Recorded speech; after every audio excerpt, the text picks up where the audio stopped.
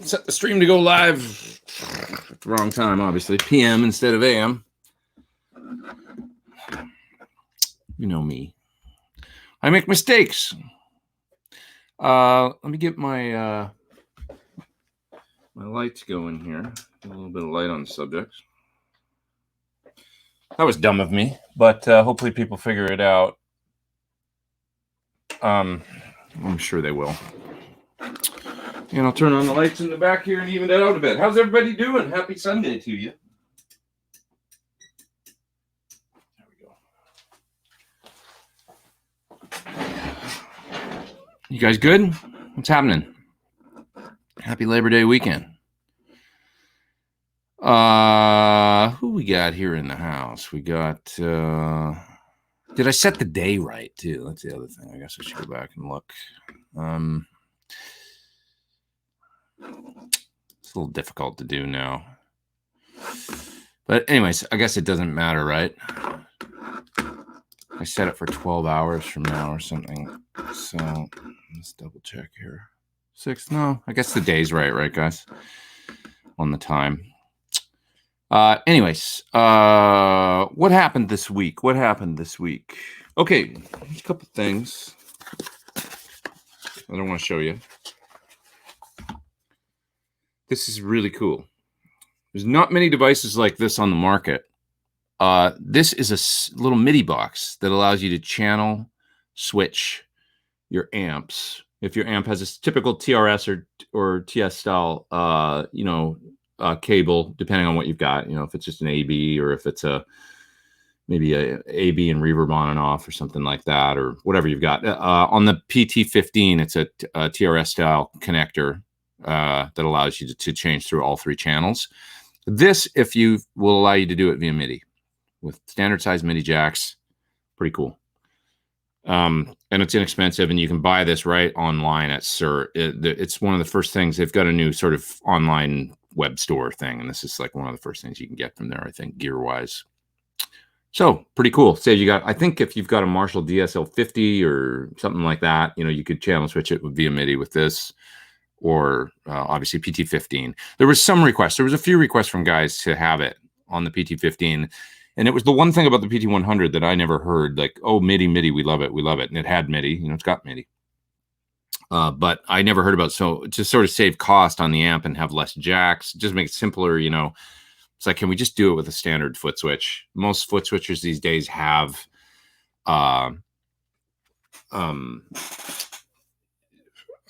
what's the word? Control logic switching, where you can change channels. If you've got a Helix or something, they have it. If you've got a, one control or a crocodile tail or certainly my Musicom lab does it. That's how I do it. And why I was like, yeah, I'm fine not having MIDI on it if it's just got TRS style switching. But there were some people that were like, oh no, I want that. And so this is the little fix if you want MIDI on your, for Sir amps or any other amps too. Pretty cool. So that's available now. What else did I get this week that's kind of cool that I want to tell you about? I have the new version of the Power Station from Fryette.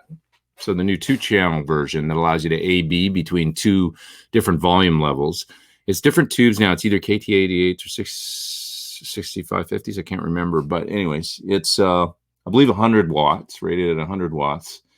And it is great, man, for an attenuation device. It's pretty much identical. Like when you load, so if I bring the volume of it up and I'm blasting through a cab in the other room and I got it mic'd, right? And I bring the volume of it, say that 50-watt Marshall was one of the first amps I tried it with. And I brought the Power Station up to the exact same level of the amp so I could kick it into bypass and then turn on the Power Station and listen to the reamp tone, but at the exact same volume.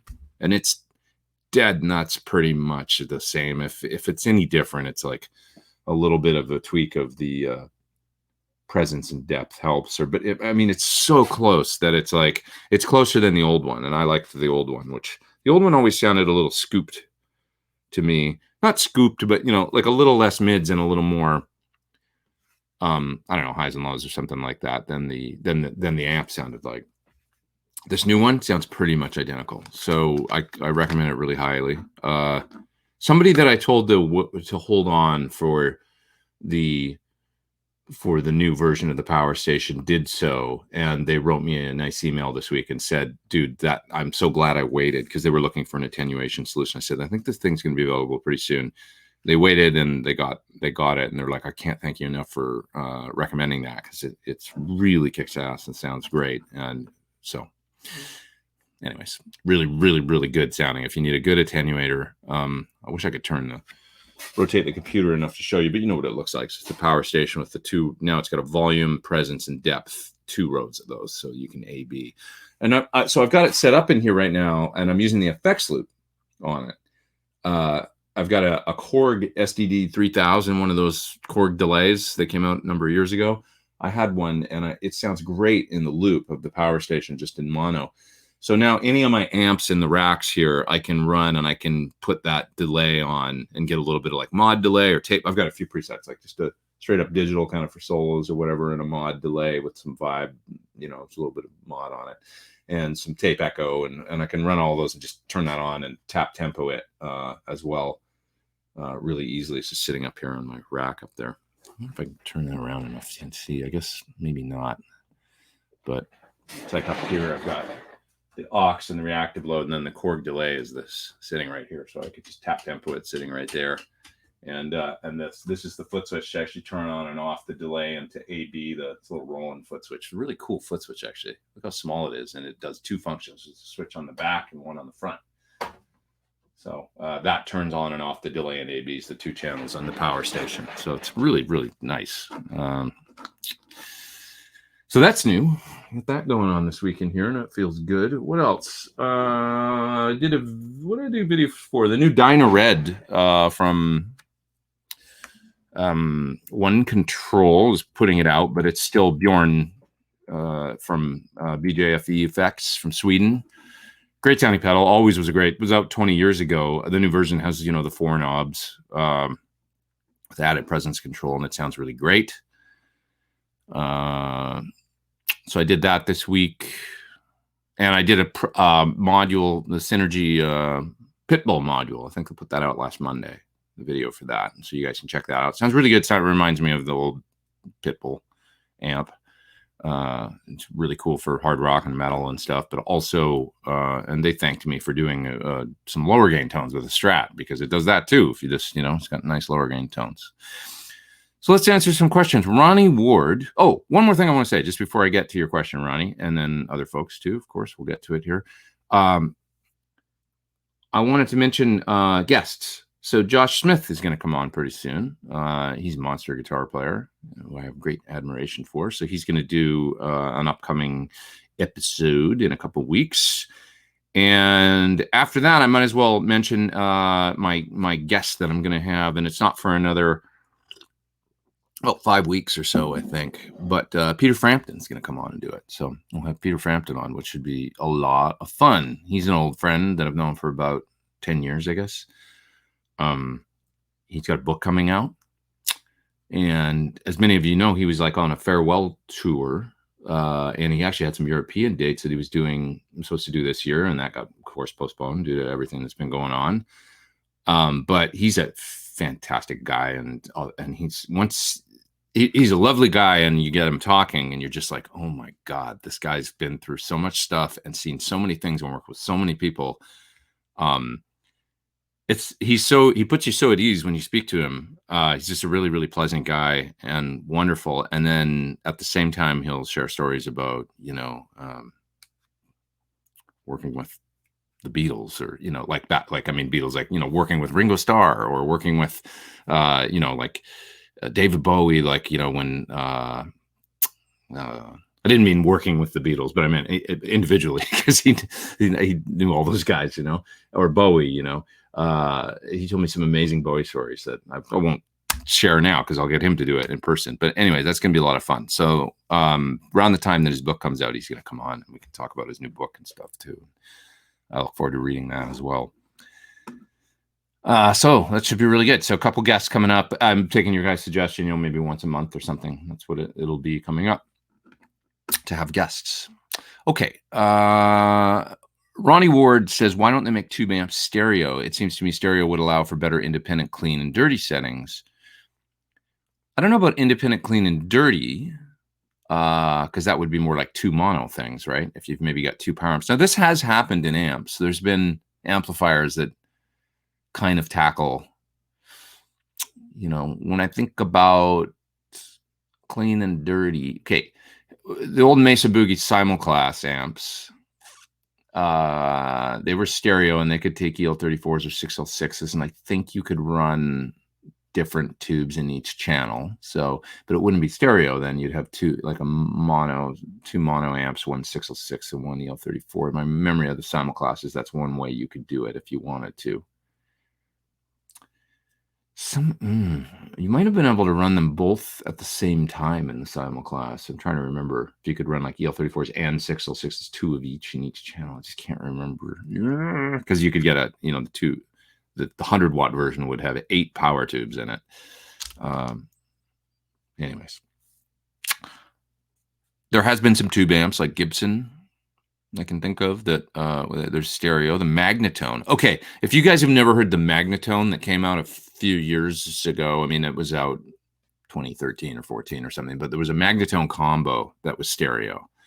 And it had tremolo or vibrato in it, whatever you want to call it. I think it was like sort of like pitch, sort of like that early 60s kind of harmonic tremolo maybe was what was in it, I think. That amp was one of the most amazing amps I've ever heard in my life. That I wanted one. The moment I heard it, it was just incredible sounding.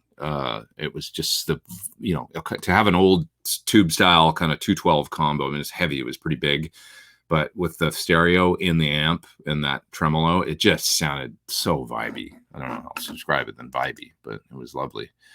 So some manufacturers have made stereo amps. I mean, Gibson going way back. Was it Dominator stereo? A Watkins? I'm not 100% sure about that, but they had the cabinet with the 2 speakers angled out. They might be. I think so, right? Chris Quinn is in the top chat, super chat. He did a super chat, and he says, Amps in the Zone High Watt Custom 100 with Fane loaded high watt cab. I'd love to. Not using that cab would be a punt on third down move. If you get that going with a P90 guitar, you will no longer be set for amps. I know what you mean. I'd love to get an old high watt actually, and the high watt cabs are very special with the Fane speakers and the port in the bottom especially is I think the major thing, because I don't know that I'm a huge fan of Fanes, to be honest. I think it was more the cabinet that was magical about those. Now I have some experience with these. I'm not I know what you're talking about. Especially the cabinet. My friend Al in the 80s used to use one with the port in the bottom. And it was one of the most exceptional sounding 412s, but he had greenbacks in the top. And so going way back, I learned a lot from my friend Al. He just texted me this morning and I didn't have time because I was dealing with technical stuff getting going here, but I got to talk to him and I'll mention to him that I'm talking about him on the show here. But he had old greenbacks in the top and G12H30s in the bottom of a Fane 70s Fane 412 with the port in the bottom. So imagine how good that cab sounded. I'm just more of a Celestion guy overall, but the high watt cab is very special, I was even making a preset for something, modeling thing software yesterday, and I was listening to their high watt cab and then their and I always favor greenbacks, I was like, no, it just sounds better with the greenbacks and this was a high watt preset. So that's just me, but the cab is very special. I do know that, and we'll kind of kick the shit out of a lot of cabs like Marshall, from the same era. I would love to have one of those high watt cabs. But I'd love to have a high watt head too, and I have thought about it. And yeah, no doubt about it. It'd be a great thing to have around here. They're special.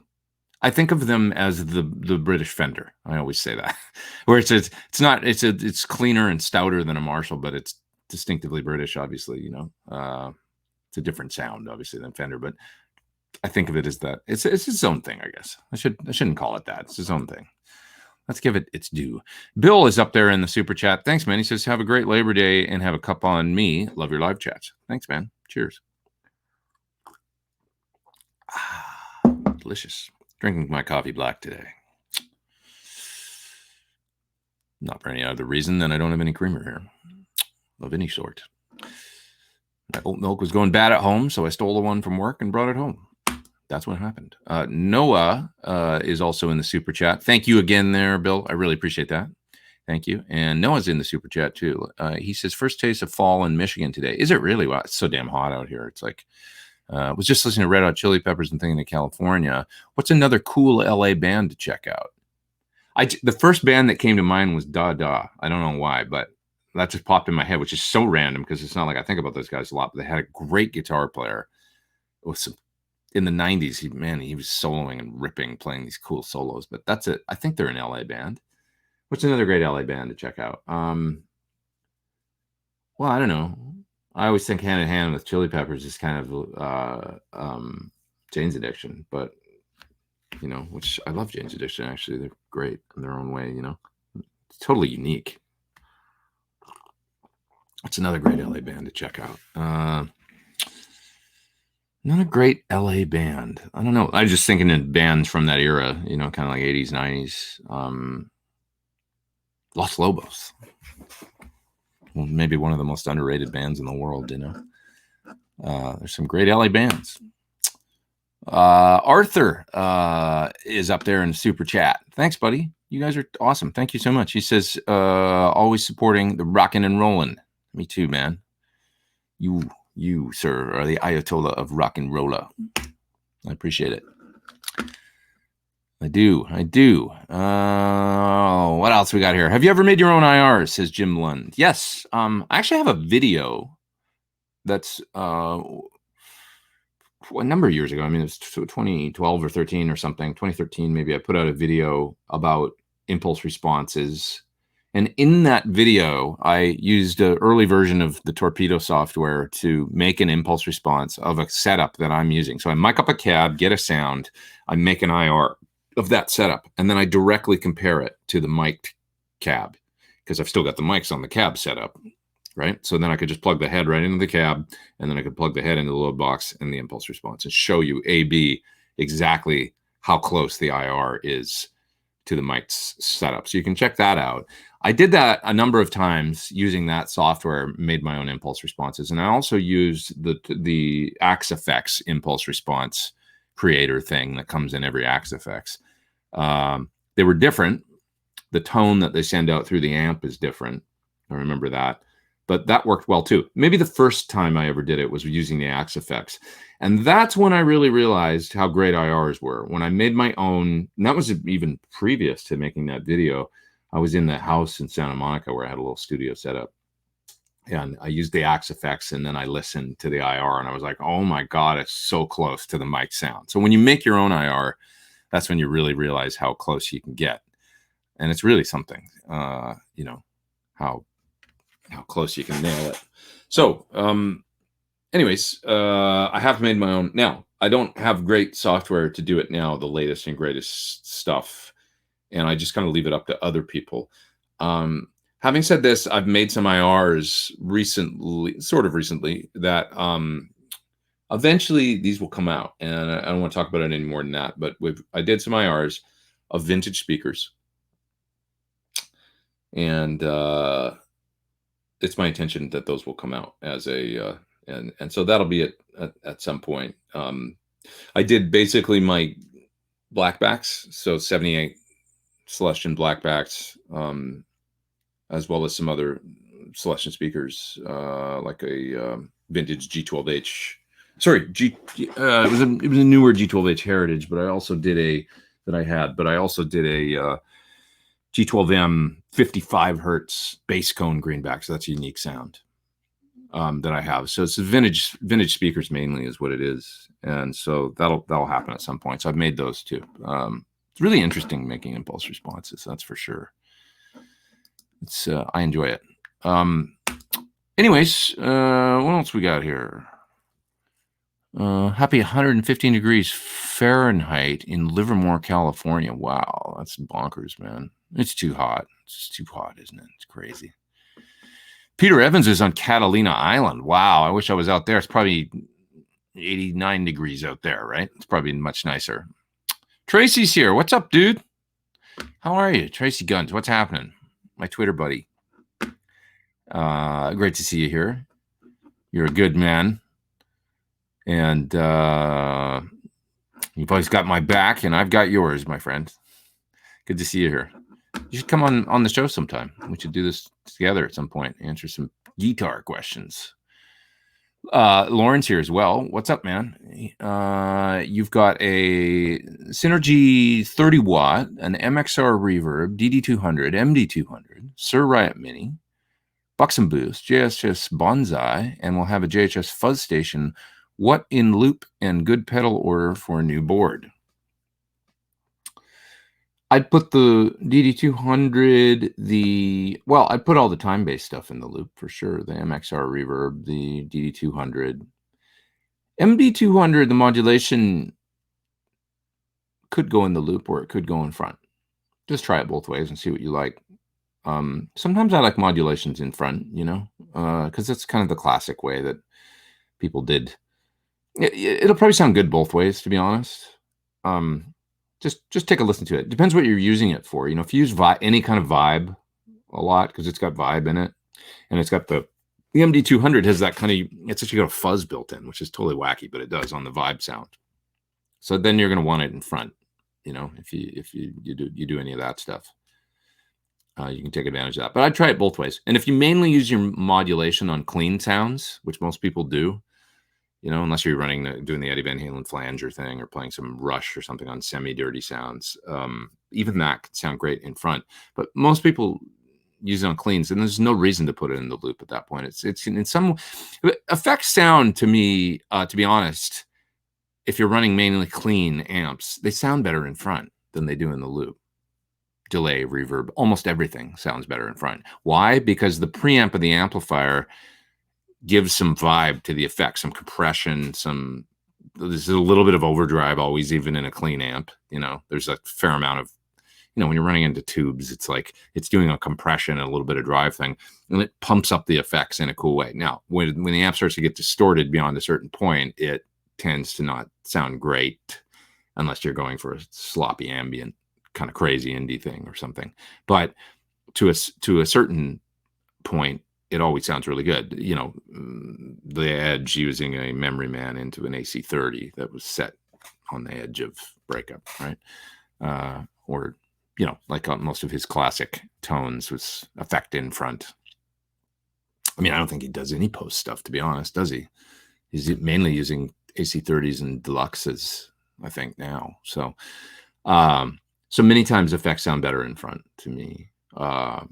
But if you run rock tones on your Syn 30 amp and you're playing dirty, martially, or anything beyond that, gain-wise, you're going to want the reverb and the delay in the loop, most likely. So mod up front, delay and reverb in the loop. That's probably what I would do. I hope that helps. Other effects that you've got there, the fuzz station, run that first in line. The JHS Bonsai, run that next, and then run the Riot after that, the distortion last. That's what I would do.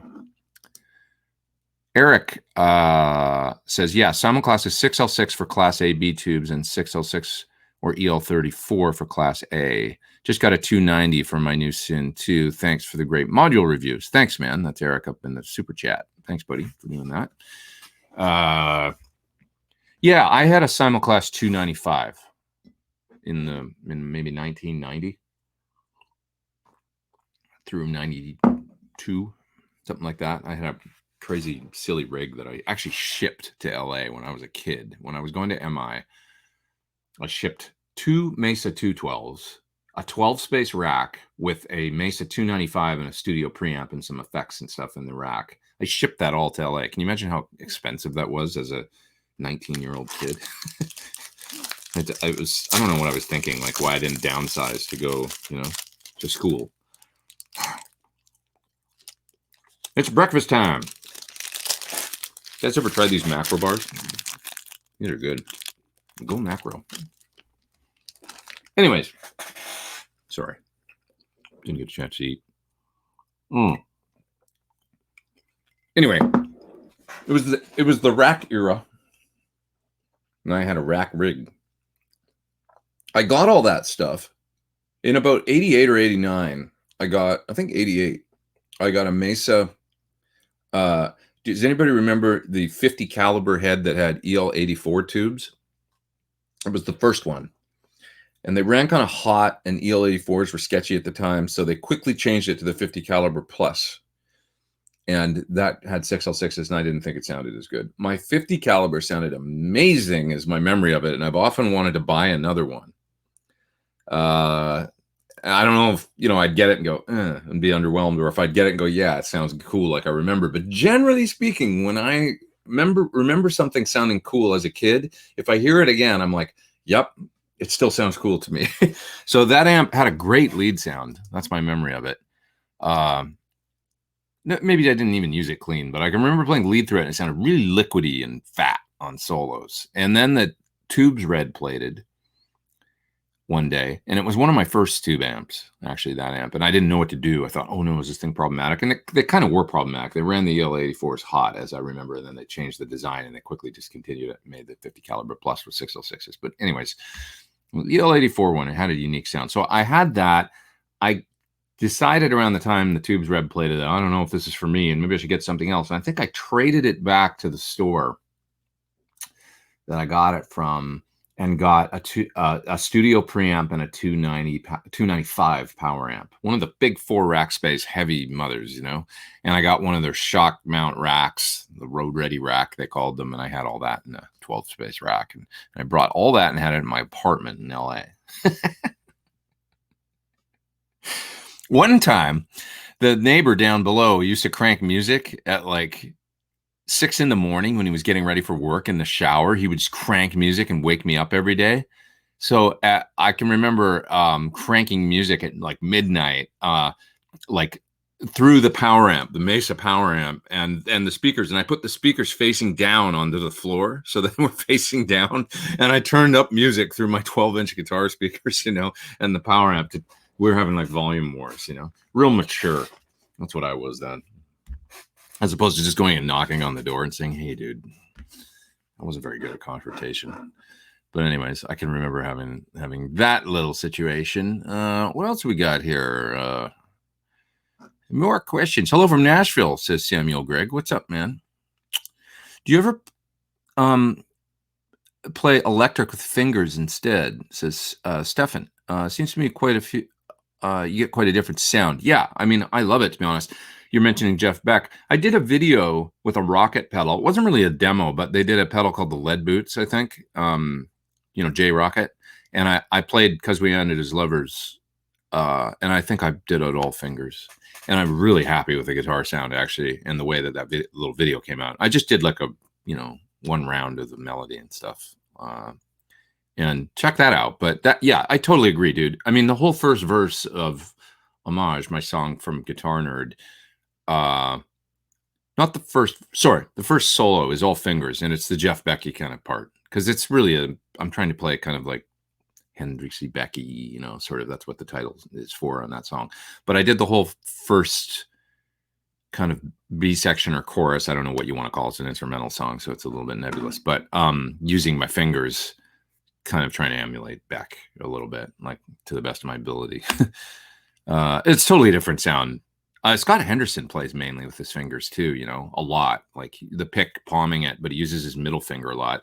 If you watch the Tim and Pete guitar show episode with Scott Henderson, he shows his whole thing, which I've never seen anywhere else where he talks about it, but he talks about using his middle finger to pick and how he does it. And it's really interesting if you haven't seen it. I think, because he gets such a great sound too. But yeah, there's more, I don't know, there's more meat in the tone because you're using the meat of your finger. Yeah. I don't know why I'm talking like that. T-Top is up there in the super chat. He's in the UK. What's up, man? Thank you. He says, for doing that. He says, thanks for your advice on Sir Badgers a few weeks ago. I sold my AC30 and got a Badger 35, and it's way friendlier. Eats pedals. That's great, man.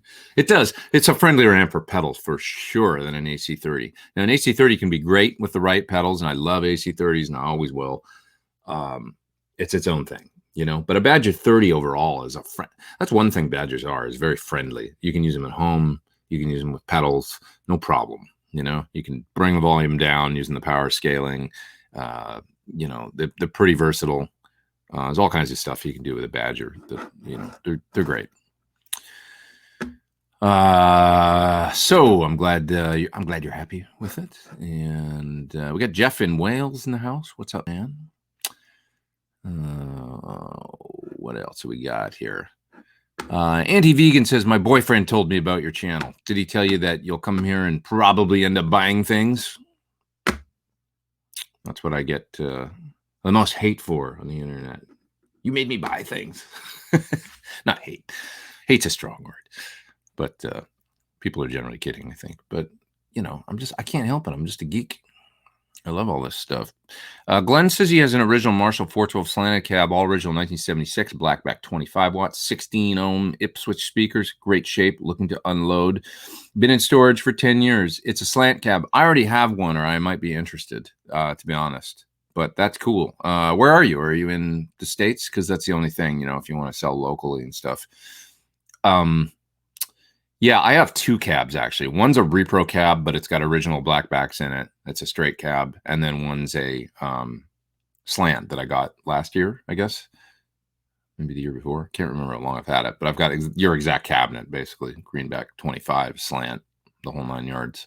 If anybody's out there, anybody interested, comment in the chat maybe. I'm telling you, it'll be, I mean, they'll transform your amp tone.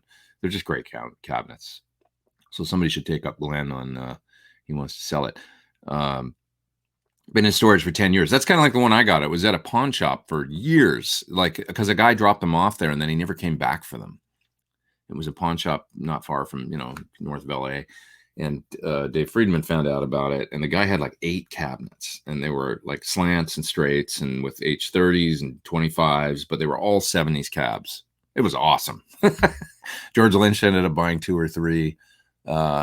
Dave got a couple. I got it one. Maybe somebody else, you know, it was this thing where we kind of told old friends about it and stuff. And it was great because these cabs were pristine, pretty pristine. They had mine's got a cover.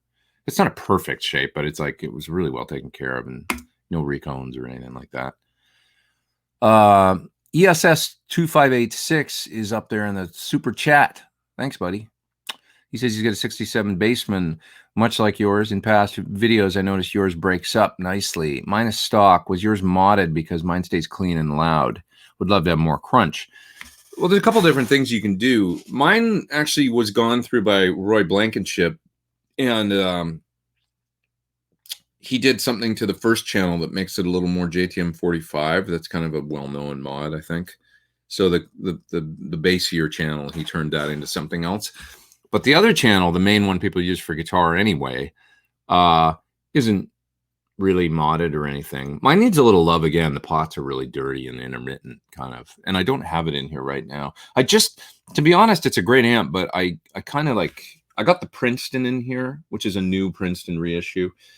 And for my Fendery thing for pedal videos and stuff, I just use that now because it, like a Fender combo, I figure is sort of more common than a Bassman head. And I have so many heads.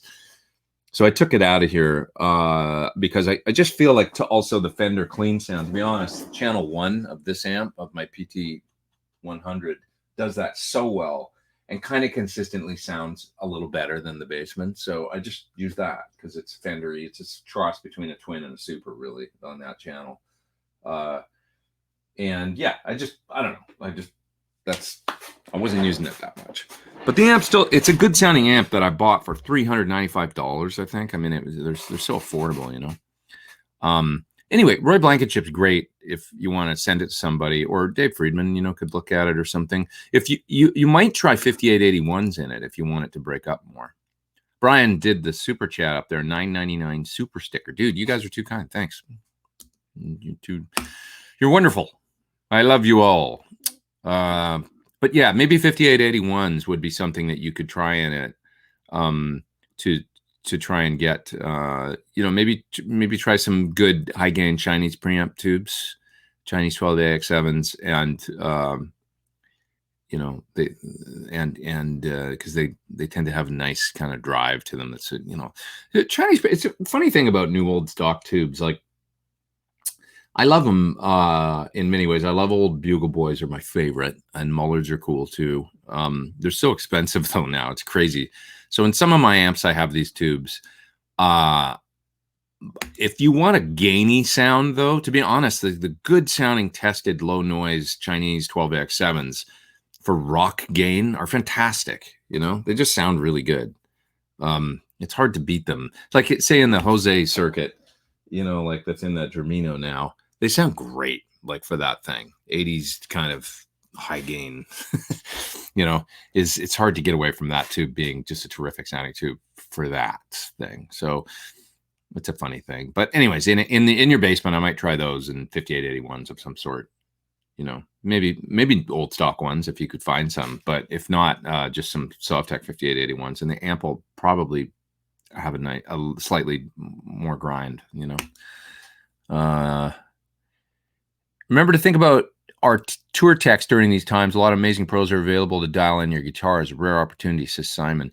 It's true, man. I mean, techs are the people that are, you know, like I can do things like this, you know, but it's like techs. I kind of wish there was. Maybe if anybody knows any good YouTube channels for techs that are doing setup videos or anything they could recommend them, because I'd love to give those people some love and stuff. If anybody's doing YouTube and doing a show like mine, is there a guitar tech kind of person? I know there's the guitarologist and he does like amp videos mainly, which are kind of interesting, you know, but what about guitar techs? You know, because any kind of crew people, man, it's rough. If you worked at a venue, what are those folks doing now? You know, I guess it's like you got to look for other work and stuff, because it's just like, but I don't know if there's any kind of support I can give, I would be happy to do so. Surfer B says he picked up a set of 90s Yamaha stage drums. Guy was moving and he couldn't refuse, but I have nowhere to put them. Anyway, I'm still a guitar player first. Drums are fun though, right? I can remember doing band practice at my house when I was a kid. You know, my parents, we had a basement, and it was like they'd let me have band practice there some weekends and stuff. And sometimes drummers would bring over a drum kit, and then they just leave it at my house for like a week. And I would go downstairs and play drums, and I was awful, but I loved it. I'll go downstairs, just jam on the drums. I still suck on drums, but I find drums fascinating. I love programming them, and I like mixing them, trying to get cool drum sounds. It's like a hobby thing for me. You know, I could never play though. I always sucked. I'd love to maybe take some lessons at some point. Piano and drums, man. I'd love to be able to play piano and drums if I could.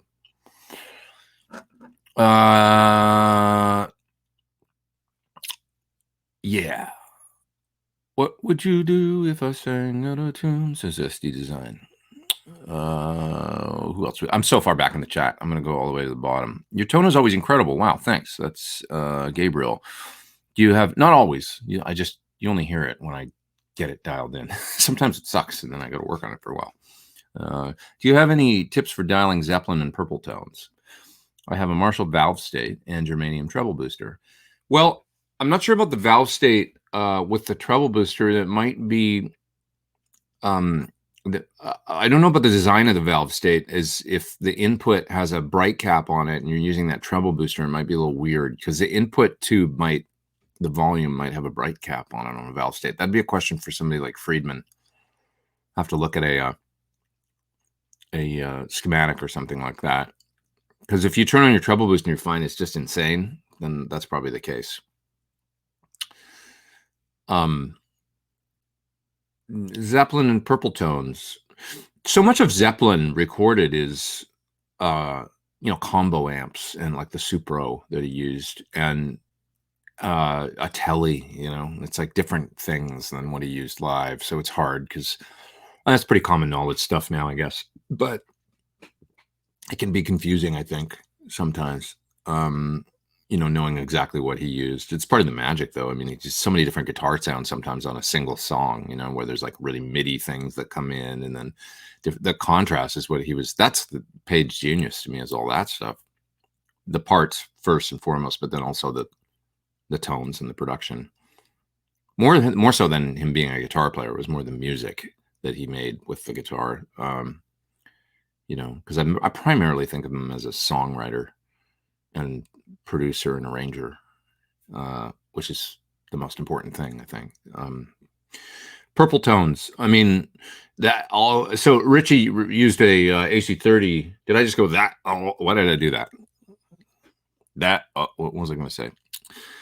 AC30 and a 335 he actually used in the early days. So once again, it's a little confusing, you know, because you always see him with Strat, Marshall Majors, and all that. But I think he used a 335 in the, you know, and there's good sites where you can do some research on this stuff. But you know, it's completely different than what you would think. Seeing pictures of him, you know, if you didn't do any research, you might think he was all Strat and Marshalls. That Akai tape recorder too in front. Who knows what that does, right? Because who's ever had one? I've never had one. So he used to use this Akai reel-to-reel tape recorder, and he'd plug into it and then come out of it and just use the preamp in it to boost the front end of his amp. Probably sounds like a clean boost, you know, of some sort, really. Yeah. So this is the fun thing about those guys, though. They all did, you know, there wasn't so many pedals, there wasn't so much gear, so they did so many different things to get their sound, and everybody had a unique rig. Kai tape deck, you know, it's like crazy, you know. Brian May, you know, I mean, Brian kind of copied Rory, but you know, weird Burns pickups in that crazy guitar with all the switches, and then the treble booster and the AC30. It's a magic rig, you know. It's just really interesting. But everybody had their unique thing that they did to get their tone, sometimes unconventional, right down to the Kinks, you know, ripping the speaker for, you know, the sound on "You Really Got Me," or, you know, people did crazy stuff, and then you know, it's a lot more homogenized now, although there's a lot of variety. No reason why you can't, you know, Josh from Queens of the Stone Age is a guy that is totally embodies that spirit and still does it. I was just reading an article yesterday, an old interview with him back around when they did Them Crooked Vultures, where he was talking about using old combo amps like PVs and Gorilla amps and things on records, you know, that have crazy sounds. Captain Sexy's up there in the super chat. I'm going to get to him because he's in the super chat and it's going to disappear in a second. Thanks, man. He says, have you tried the Musicom Lab Parallelizer? It fits on your pedal board and you can run multiple old rack effects in it. You know, I do have one, and you just reminded me, and I really have to try it. I haven't yet, and it looks great. It's here somewhere. I'm not sure exactly right at this moment where I've put it. I think it might be outside, but that thing is cool. So it's a parallel mixer, similar maybe to something like the Wetterbox from my friend Daniel at the Gig Rig in the UK. Dan from That Pedal Show, of course. It's a parallel mixer so that you can run effects, you know, 100% wet in parallel and keep your dry tone pure if you're using an effects loop on your amp. Or maybe if you're doing wet, dry, wet thing, you could use it in that context too. But anyways, Musicom Lab, if anybody's interested, they do have this thing and it does look really neat. And it's even got a few more provisions. I think it's 3 loops in it that so you can hook up different effects and then blend them in to a little bit more full featured maybe than the Wetterbox. But the Wetterbox is great. I did a demo of that on my channel too. Check that one out too. It's great. If you're just doing 1 or 2 effects, it's fantastic too. I'm a big Musicom Lab fan though. As you guys know, I have a Mark, or maybe you don't, but I got a Mark V switcher on my board now, and I've used their switchers for 10 years. So Dennis Timothy Music up in the super chat. He says, have $10 almost. Thanks, man, for being a good dude. Thanks, man. And for offering to help Tex out. Good guys. Finish first in my book. Hey, man, anything I can do for Tex. And thank you very much. I appreciate it. You know, a lot of great pals that are Tex over the years, and they work harder than anybody, you know, on a tour. They really do. And you know, they're just good people. So it's the folks, the sound personnel, and the, you know, guitar techs and drivers and folks that do all this stuff. It's just got to be the roughest right now, you know. Prince Westerberg says that Van Halen used some old tape preamp in his setup. I've never heard that, but maybe at some point, you know. Just the fact that I think, you know, on recordings, the 610 console and on some things, or the, you know, the board at Sunset Sound was I think a UA board of some sort that had I think it was solid state modules, but maybe he used 610, or was it solid state? I was at his place once, and he showed me a strip from his console. He has one strip left from the board that was the original board at the studio, and it was a solid state strip. He took it out and showed it. He goes, "Yeah, this is the only piece of the board that I have left from when they did 1984 up there and stuff." But it was a one channel strip that you could pull them out of the board, and it was like one of those big UA, so solid state pre and all that. But yeah. It's really interesting. But anyways, and I heard that maybe they ran through an 1176 as well. I don't know if they used any compression, but maybe just for the transformer, the sound of the sound. But yeah, what else we got here? What cables and power supply are you using on your pedal board just now? That's a great question. And my board is right here. I think it might be Providence cable that we used. Yeah, it's all Providence ends. It's not all Providence ends, but most of the ones going to the pedals are Providence. It's a mixture of ends that we use, depending on whether, so there's some short straight ends, and then there's also some angle ends. And they're not all Providence, I don't think. But the cable is Providence. So that's the cable I use now, because I really like Providence cable, from Japan. And the power supplies are Friedman, and I have a Friedman buffer bay on the board as well. That's my patch bay. So it's a Friedman board with the buffer bay, and then I hit up Providence, and they hooked me up with some cable and the ends and stuff like that. Dave used some different ends for the Midi and custom ends on some that aren't Providence, but it's probably 70% Providence ends. Yeah, they're nice and small, and they fit well. Do you have any favorite documentaries about music you'd recommend? Says Dennis Timothy Music.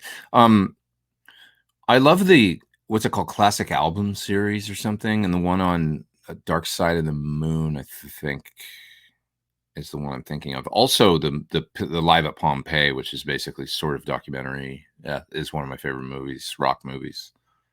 I still love.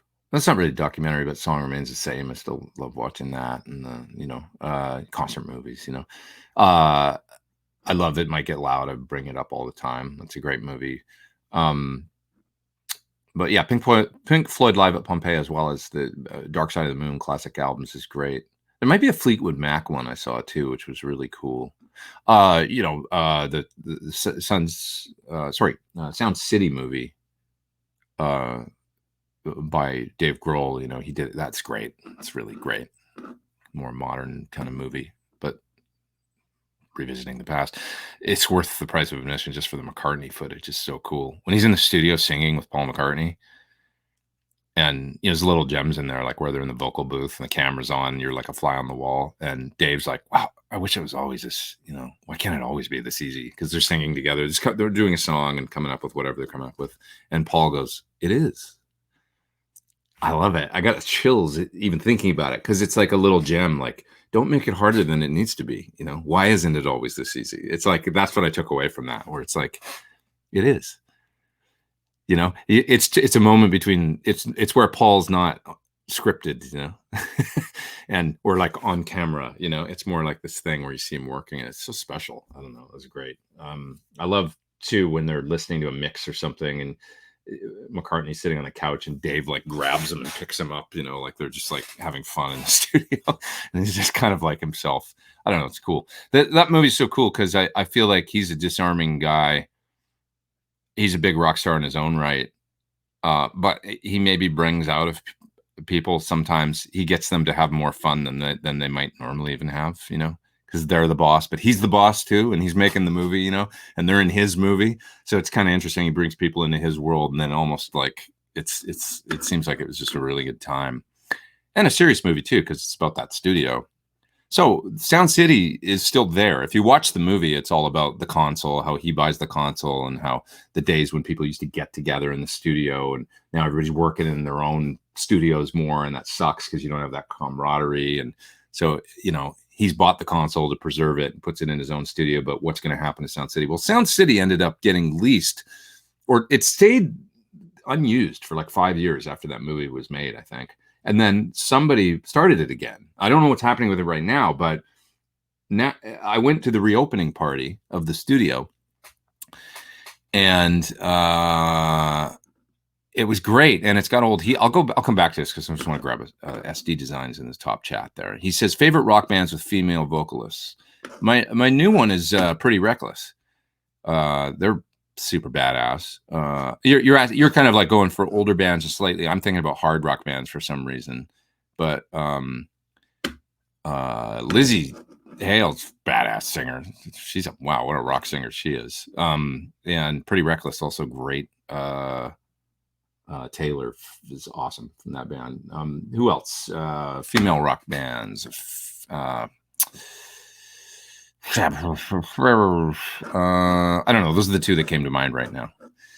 Let's see if I can think of more. But of course, I had a vet on my show a little while ago. They're a crazy, math rock crazy, but they rock, and she's such a ridiculous guitar player. If you haven't checked out Covet yet, her band, they're amazing. She's an amazing musician. God, it's ridiculous. But check out her music too. And she sings in her band as well, and of course plays guitar and does most of the writing, I think. So Sound City, they fixed up the studio. Somebody rented it or leased it from whoever owns it, and then put a studio back in there basically. And what they did was they recreated it. It's not an old Neve console, but it's these Helios boards. And one of them, I think, was used on Led Zeppelin 2 or something. It's like an old board from the UK and stuff. So it's different now. But the main live room in Sound City, because I worked there 20 years ago, and everybody was going there to do drums after Nevermind was done there, and everybody wanted that sound. But it's pretty much looks the same now. But it looks kind of more like the control rooms are sort of this white. I don't know what you would call it. Like they kind of made it look like a 50s studio. A little bit more. And I think they want to do a lot of live off the floor, kind of like, I don't know, live streams or live recordings of bands, but like really high quality, like live to 2-track or that kind of thing. You can do that stuff there now. A little bit more old school, but you can do traditional, of course, whatever, lease it out and rent it and go in there and make a record as well, however you want to do it, I guess. But yeah, Helios boards. I think there's 2 Helios consoles in there now because there's 2 studios. But anyway, it's kind of a happy ending. I hope the studio's still going because I actually haven't kept up on it. But that was probably 2016 that I went to the reopening of the studio and, got to tour it and stuff. And it was pretty cool. Leonard Skinner behind the music VH1 is great. Mr. Floyd recommends as a great documentary. There are a couple of excellent Wilco documentaries. I don't know much about Wilco. I confess to being a Wilco idiot, but when I listen to them, I like what I hear, and I know people are super fans of that band, and that they do have a couple well-regarded documentaries. So it'd be something else to check out. When tracking, what do you monitor? All mics are isolated, or you go direct, right? No latency trouble. Headphones are such a hassle. I listen to my speakers, and I'm listening to generally mic cabs or an impulse response. So I have total. I'm very used to listening to guitar through studio monitors now, and that's how I generally monitor. Not headphones. If I record acoustic, of course, I have to use headphones because I'm sitting in this room and you can't have the speakers on, So then I'll use headphones. And yeah, that sucks. I hate using headphones. I actually really dislike, I love playing guitar through monitors in the control room. And if I have it's fun sometimes to be out in the live room with the drums and the bass, but that's sitting there with the headphones and your station where you're doing your little mix on your headphones and playing with everybody in the room. It's cool and everything because you can get the vibe. You can feel the drums if the drums are in the same room as you and all that. But it never sounds... It is kind of refreshing once you do a take and go, I think that was a good take. Then you go in the control room and it always sounds 10 times better coming back out of the speakers, right? Like you go in, you're like, oh yeah, that sounds, that was a good take. That's cool. It's more exciting to listen back. But as you're doing the take, it's sort of fun being in the room, but listening through headphones. It's like listening to in-ears or something when you're playing live. It's never as exciting to me. So I like speakers and a little bit of depth from the, when I'm tracking. And if I have the option, I like to be in the control room. And if I can get enough of my guitar, if the engineer is okay with that while we're tracking, I like to be in the control room and play to the speakers. And then I just feel freer like playing without something about headphones, man, and isolating the guitar right here, you know, and I just get more in my own head. I hear every little imperfection, and it's the same thing the same issues I have with the in-ears. I've never enjoyed headphones and guitar that much, you know, is I guess what it is. Christian is up there in the top chat as well, super chat. You guys are fantastic. Thank you. We got 431 people online, so I guess my screw up at the beginning of putting the time wrong didn't end up mattering. Great to have you guys here. Christian says, these days, most of the time, I'm running my pedals into an Iridium, looking at picking up the Line 6 power cab. Any other recommendations for a full range cabinet? The Headrush 112. You know, dude, I have them here. I'm doing a video soon for the Headrush Looper, as well as I'm going to try those cabinets and use them. And I want to try them with the PT15 and maybe with Iridium. So I hear they sound really good. It was Friedman that told me that he used them at a clinic and that they sounded quite good because he saw them here at my place. And he said that, oh yeah, those are, you see, you got those, you know, Headrush speakers and they're good, right? You know, and I don't know, I haven't tried them yet. And he's like, well, I tried them, they're great. So anyways, another one that you could check out is the Atomic. I've always been a big fan of those since they came out a number of years ago. The Atomic, I don't know what they call them, but it's a monitor, you know, that's made for modelers. Sounds really, really good. They're probably a little more money. But I'll get back to you on the Headrush. I got to try those. I should try and bust them out this week because I've had them here for a minute. Just some backed up, man. It's hard. It's like just hard to get all the work done. It's like got so much to do, but it's great because it's all fun. But yeah, you're on the right track there. See if you can try before you buy, you know, as always. So, because it's kind of like what you hear your sound through is such an important thing. Yeah. Okay. Let's see. Brisley saying, check out Joanne Shaw Taylor. She's a badass singing guitarist. Haven't heard her. Yeah. Tony Cornell's going to be a force to be reckoned with. She already is. Great. Another great female singer. Yep.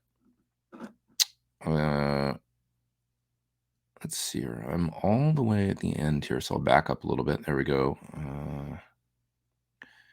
Could I come out of the Sir Reactive Load IR line out into a TS split cable?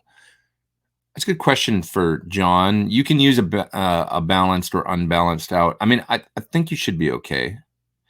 You mean to split the two places with the same signal? I think you should be okay because it's kind of the reactive load IRs. It's sort of buffered, and so you should have enough.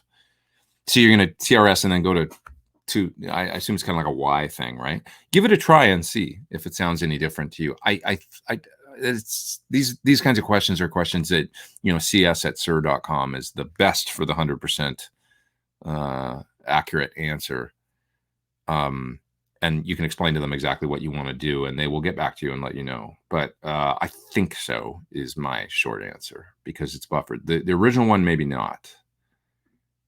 It's not powered as a passive device, so I think it might need a buffer or something to make that work properly.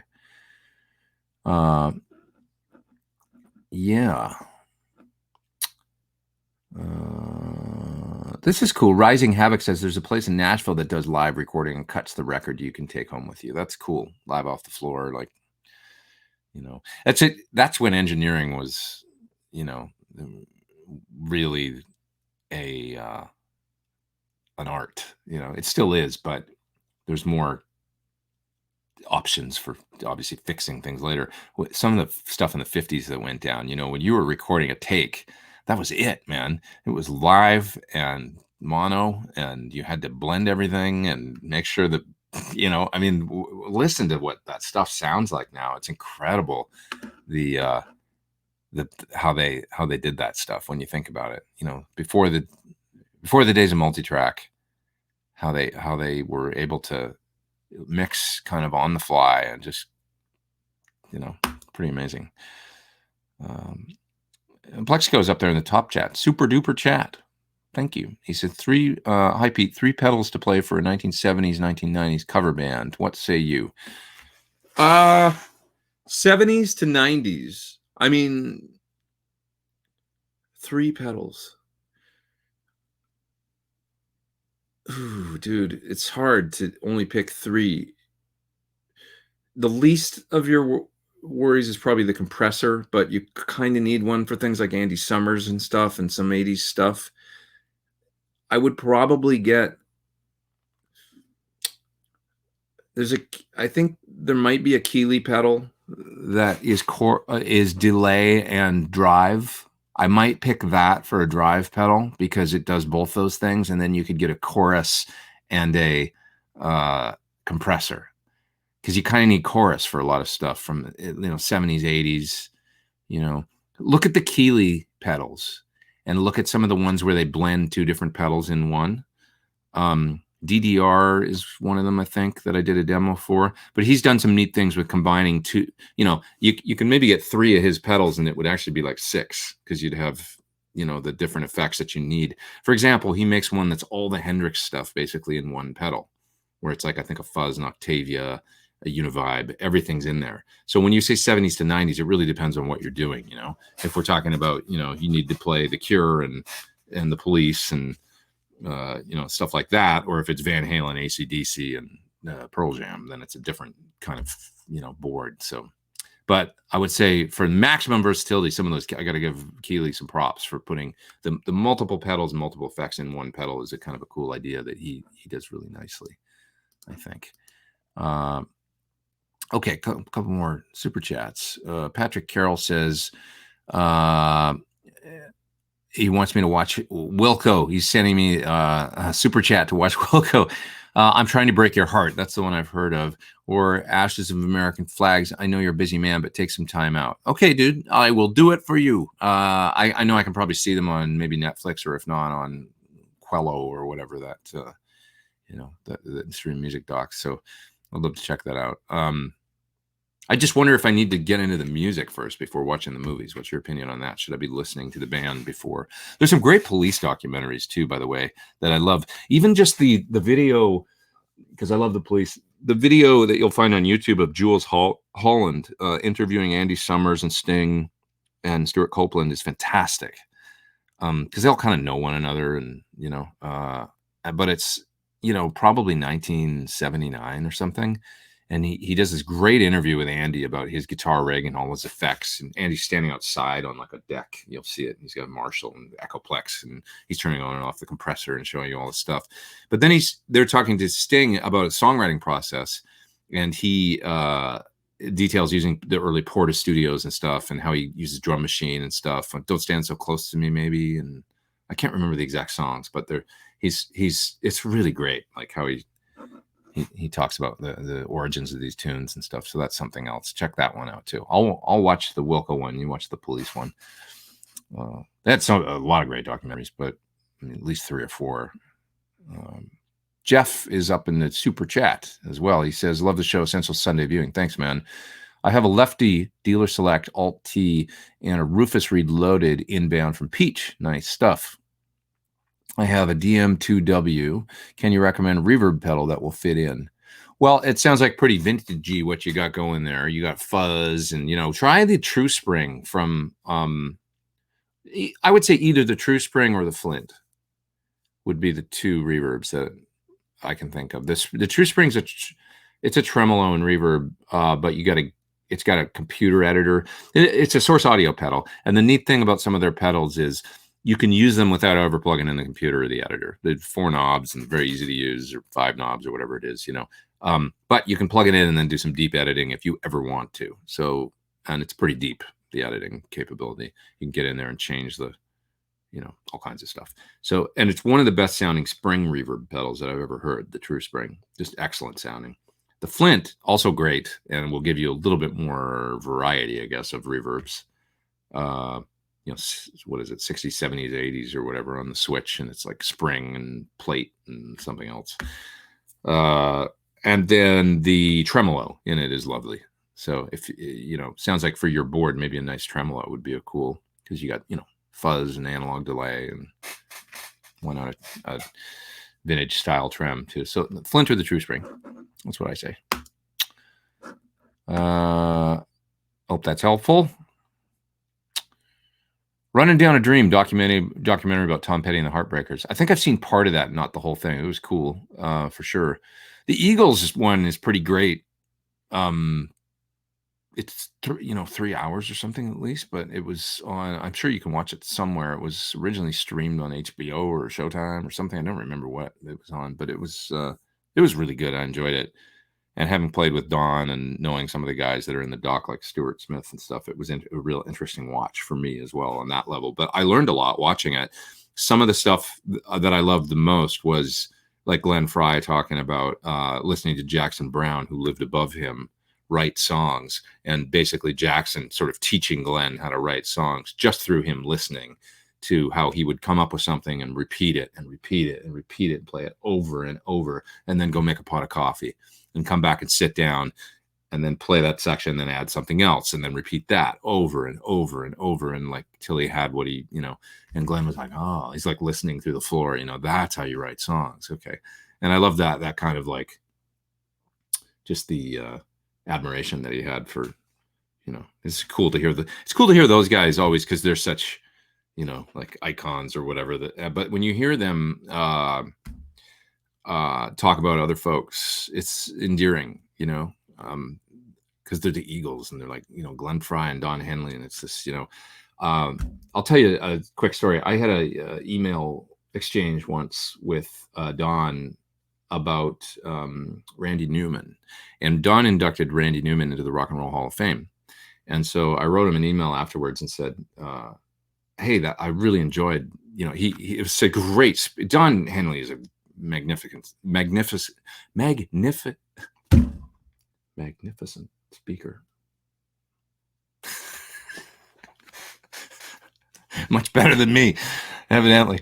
No, but his induction of Randy Newman to the Rock and Roll Hall of Fame was really great, and I really enjoyed it. And then he sang, and I should mention, we played some of Randy's songs on tour. We did Guilty, which is this incredible Randy Newman track with these creepy horns in it that is unbelievable. When you play some of that music, you become a fan, and we had a horn section on that tour, so I had 7-piece horns behind me, and I got to play that Randy Newman song with Don, and it was so great.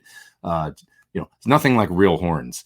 It's just like, oh God, that sounds so good, like behind you, and the song was so, if you listen to the horns in Guilty, it's this song, it starts out, yes, baby, I've been drinking. And it goes from there. It's just about like this character, that's a mess sort of, but it's amazing. And the horns embody that. So it's just incredible, how creepy, and they're just it's dissonant in the right spots. And if it was too much, it would be too much, like the mix. So I learned so much in those moments, working with these people. And it's like really special that I got to be a part of just that experience, playing that song with him. Anyway, my point is, he's got this amazing admiration for Randy Newman. And through that, I was like, wow, Randy Newman's really amazing. I mean, I always knew of him, but, he made me a fan. So I wrote him an email saying, man, I loved your Randy Newman. The speech was so wonderful. And then you sang with him, and it was just great. It made me want to listen to more Randy Newman. Well, he sends me back this email. Start with this, man. Like, listen to this song, and then move on to this one, and then check this out. And, it's this album's really great. I love this one as a fan, and it's really beautiful. It's Henley as a fan, like, and you don't see him. And anyways, in the Eagles documentary, you get a little bit of that when he's talking about his influences and stuff. And I really liked that aspect of it, including that Glenn Frey segment where he's talking about Jackson Browne. And when you hear those guys and their admiration for, they really love music. They're not just these businessmen or something. There is people are complicated, and there is this part of them that they're just music fans. So, and that's a beautiful thing when it comes out. Plexico's up there in the top chat again, super chat. He says, thanks for your earlier answer. Now a tough question. Do you feel the music industry is less participatory in racism versus other areas? What do you mean exactly? How so?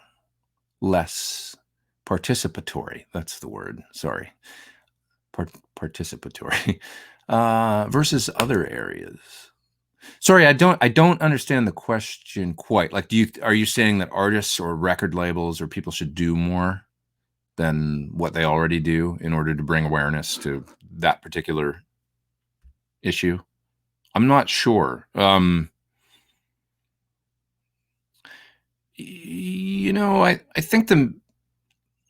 I think it's more on the artists than it is the music business. The music business is supposed to be a vehicle, I think, to for the artists. I like to think of the music industry as more of just a distribution network and a distribution promotions. It should be up to the artists, at least in a perfect world. It should be up to the artists to decide to, if they want to make an it's because really ultimately we're talking about an artistic statement, right? And maybe it's just there needs to be more of that. And I think that we're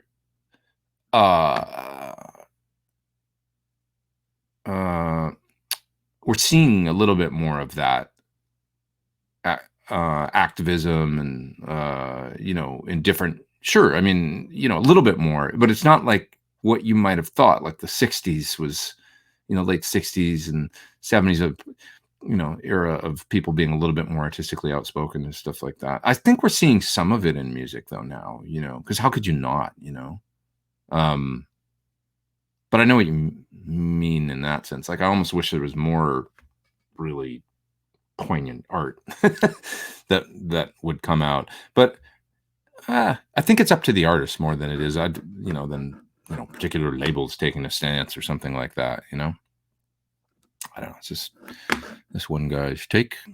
Any tips on valve amps with reasonable prices for home practice and small gigs? I live in Brazil and prices here are extremely high. I paid 1.5K for my valve state.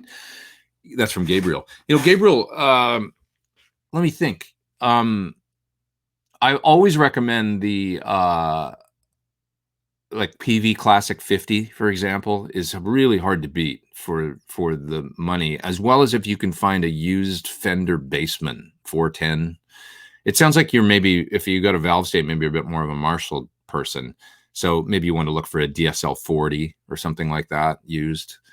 But an old PV Classic 50 with the right pedals is a great pedal platform and really good tube amp for the dough. So it depends on the style you're playing, but yeah, they're hard to beat and they're pretty, I mean, I don't know. If I looked on Reverb, let's take a quick look and see what a PV Classic 50 goes for. That was a nice segue from talking about Don and stuff, because I would think of Stuart Smith. He played them, and he's in the Eagles, and that's what he would use. So here's like for example a 212 on Reverb. There's $500, $555. I mean, and I see them on here. Here's multiple ones. $429 for a 410 Classic 50. Here's oh my God, here's a 212 for $265. Local pickup only in St. Charles, Illinois. That doesn't help you out in Brazil, but you see what I mean. I see multiple on here in the $450 range. Hard to beat that amp for $450. Really hard to beat it. So, and then a Fender 59 Bassman, also great for the dough. If you want a Marshall-y thing, I mean, you're going to pay more, but I bet you're able to get a JCM 800 or something, a combo for, or maybe heads are going to be more. They're going to be in the upwards of $1,000 to $1,000 to $2,000. But you might be able to find a combo, 50-watt JCM 800 combo or something that you could use for practice and be loud enough for gigs. I don't know. Let's look. JCM 800.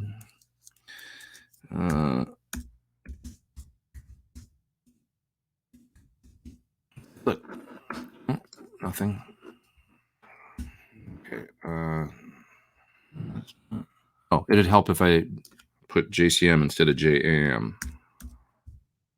Take a look. Oh, you know what? It keeps changing. That's not my fault. That's spell check.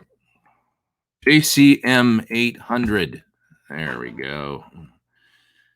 Here's a Marshall JCM 800. Oh, it's just a Yeah, they're more like, those amps are more like 1200. I think 12, 13. That's what I see those for. Here's, yeah, 12 or 13 for the combos. Here's one as high as 19. So a little more. But if you hunt, I bet you can find one, you know. Anyways, PV Classic 50, always a good amp. And if you got it like a, you know, Sir Riot or a nice distortion pedal, or maybe one of those Dyna Reds like I used this week, you'll get cool Marshall tones out of it. I'm more of an amp distortion guy, as you guys know, but you always pay a little more for a 2-channel or for those Marshall combos. Let's see. Mr. Patil is up there in the top super duper chat. So hope I'm saying your name right. He's got a H9 Max, he says, and it's killer, but I need something dedicated for at least delays since I can't use more than one algorithm at a time. Okay, one thing with the H9 is, you know, it's got multi-effects algorithms that are pretty good. So you can get reverb and mod and delay all at once. But you're saying, any advice? Another H9 or a Timeline or DD500? All pedals are in front of a Badger 35. Why not a DD200? A little simpler. You can still do presets. I might recommend that. Timeline's great, of course, too. You could use a, what else? Always looking around my room to see what I've got out right now. But this is the mod pedal. It's not the DD200, it's the MD, but you can see the size of it is nice, you know. And you can now do presets 128 with these, recallable via MIDI. So you're kind of not really missing anything from. I have a 500 and I really like it, but it's bigger and it's more, you know, it's full on. It's like the stuff you can do on that thing with the EQ and adjusting every single little parameter. If you like that stuff, it does it all. And that's what I've got on my board, is a DD500. Sounds great, works great, but it's a lot. It's a lot of pedal. You just need some delay. You might not need all that pedal. What else would I recommend? Other ones, I don't know. Hard to go wrong with the Boss and the Timeline. Really. You could get another H9, but I have 2 H9s, so I sound like I'm contradicting myself. But I don't use them both for delay. The H9 is for me a terrific pedal, and it's served me well.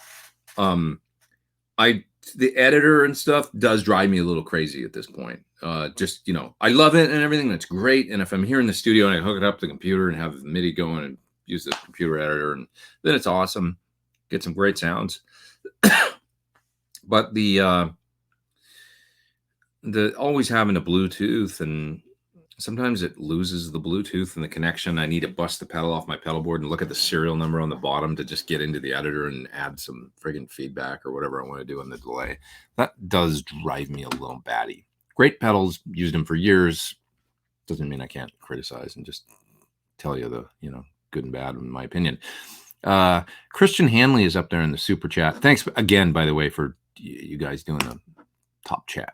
Too kind. I hope that helps. I don't know if I answered your question very well or not. Best live guitar sound you've ever heard. Mine is Gary Moore in 1987 Over the Hills tour, says Evan Ward up there in the top chat.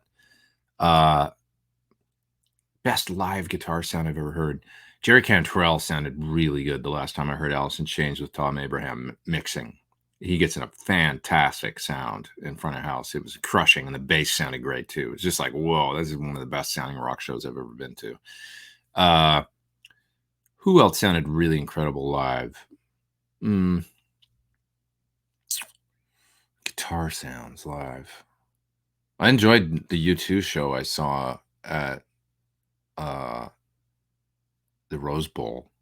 They were loud. I'd heard that some people don't like their sound man. They've had the same sound guy forever, and some people say, I've heard other people say that, you know, they criticize him and stuff. I thought it sounded great. It was really loud, and but it's got impact, and I don't know. His guitar sounded like The Edge to me. It sounded really cool, and he puts a lot of time and thought into his guitar sound. So I guess that you would hope it would be like that.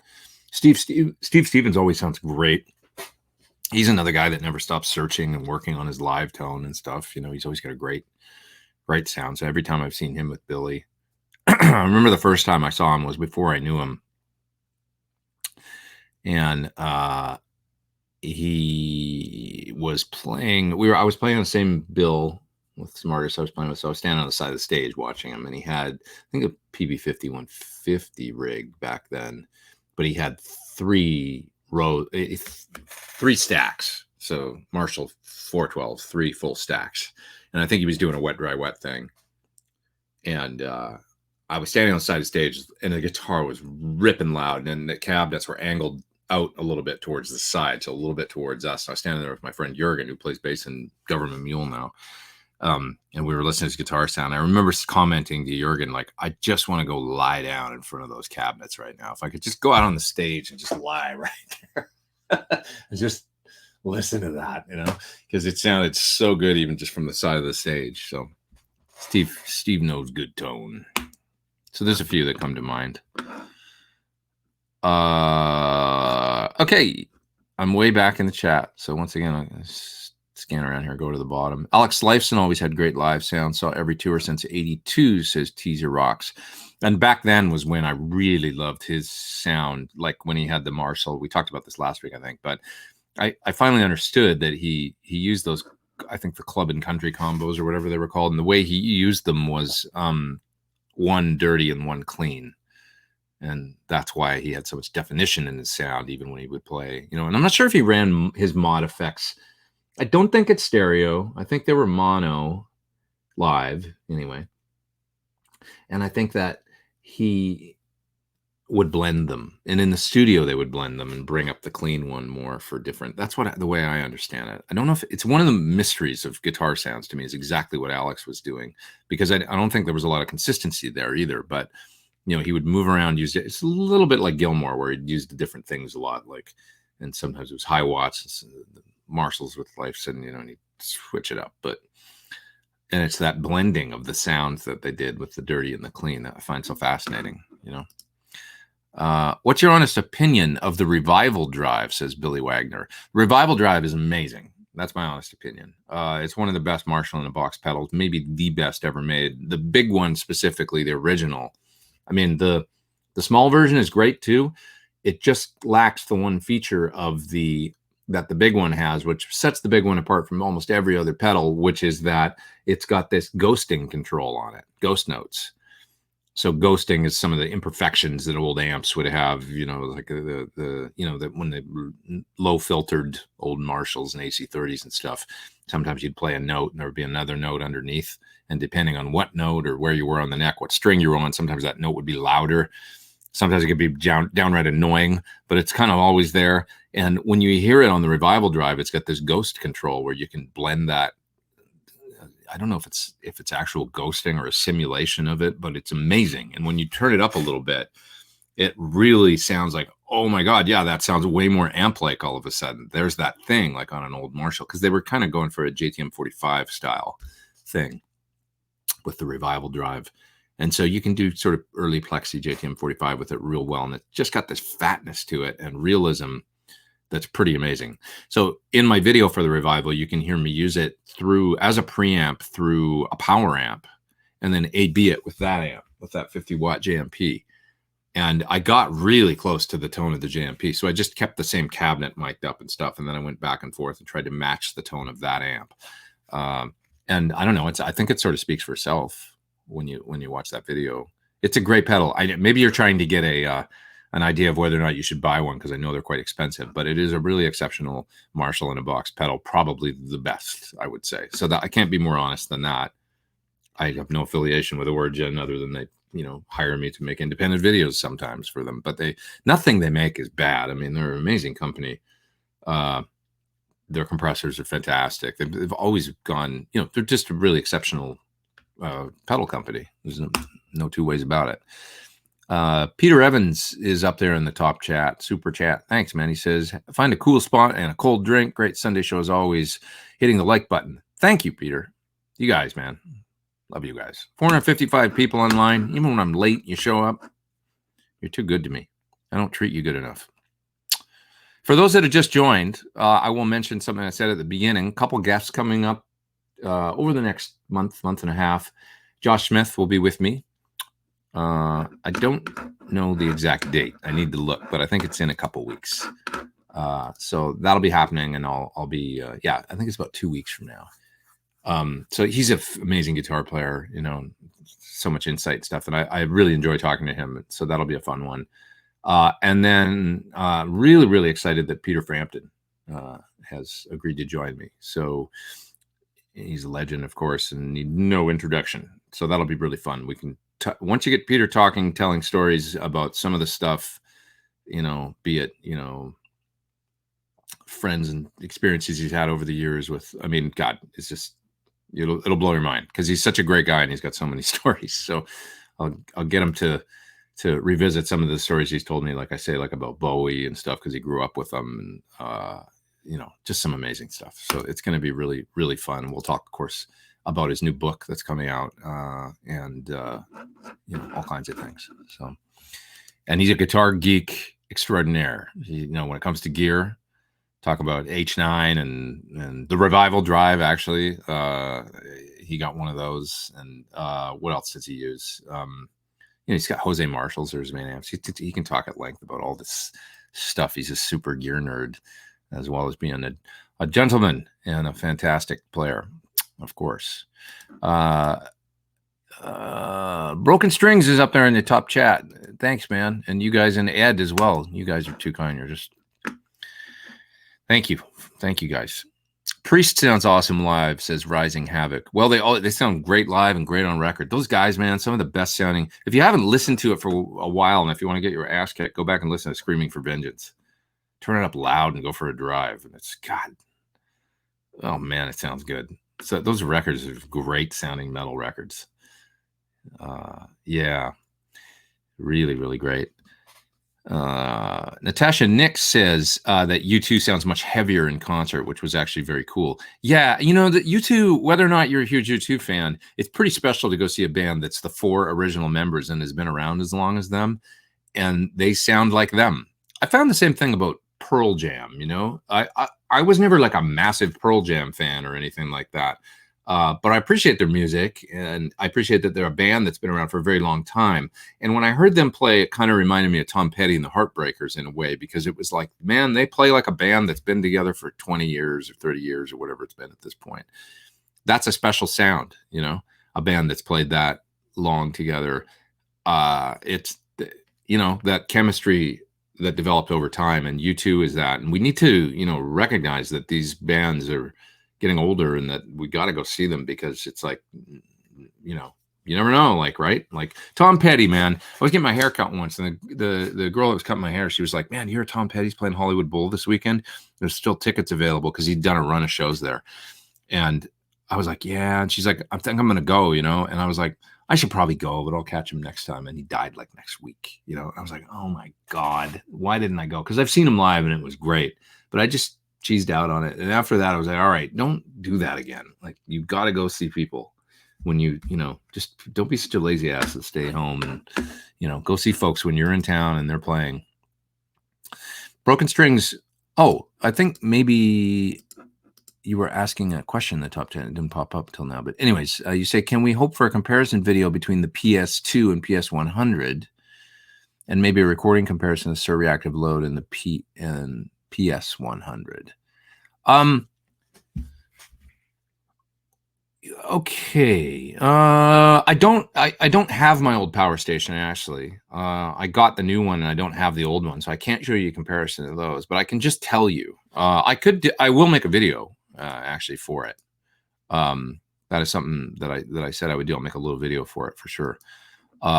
But I'll just tell you my opinion of it, which is that it is transparent. It works incredibly well. Eddie's up there in the super chat too, and it's about to disappear from me here. So anyway, thank you, Eddie. So the Power Station, it really is really transparent. I'll show that in a video. Yes. Sir Reactive Load and the Power Station 100, they're both great load boxes. It's the same load in the new Power Station, so there's no difference if you're familiar with it at all. I don't think he's changed the spec of the load at all. My favorite load box, as far as loading the amp exactly and then using impulse responses is still the Sur for me is the number one for that. Although the Power Station does a good job too, really good job, and the load is quite good in it. I just, for a couple different reasons, I really like the reactive load for that particular application. But for a reamp device that you can then add effects with, the Power Station is fantastic. So for me, I use them for two different jobs. For recording the reactive load and the way that they've copied it's identical to the curve of a greenback loaded 412 if you put the two plots on top of one another, and just the science of it tells you that it works great. And then you adding, I have no reservations about using it and adding IRs to that. It's just a really, really great load box. I don't think it can be improved upon, actually, other than if they offered multiple impedances or slightly different impedance curves that other cabinets do. But once you basically got the right impedance curve of at least one cabinet, what they've done is nailed the impedance curve of one cabinet. What almost every other company has done with their load boxes is approximate the impedance curves that cabinets make. I don't know how else to describe it, but that's the reality of it.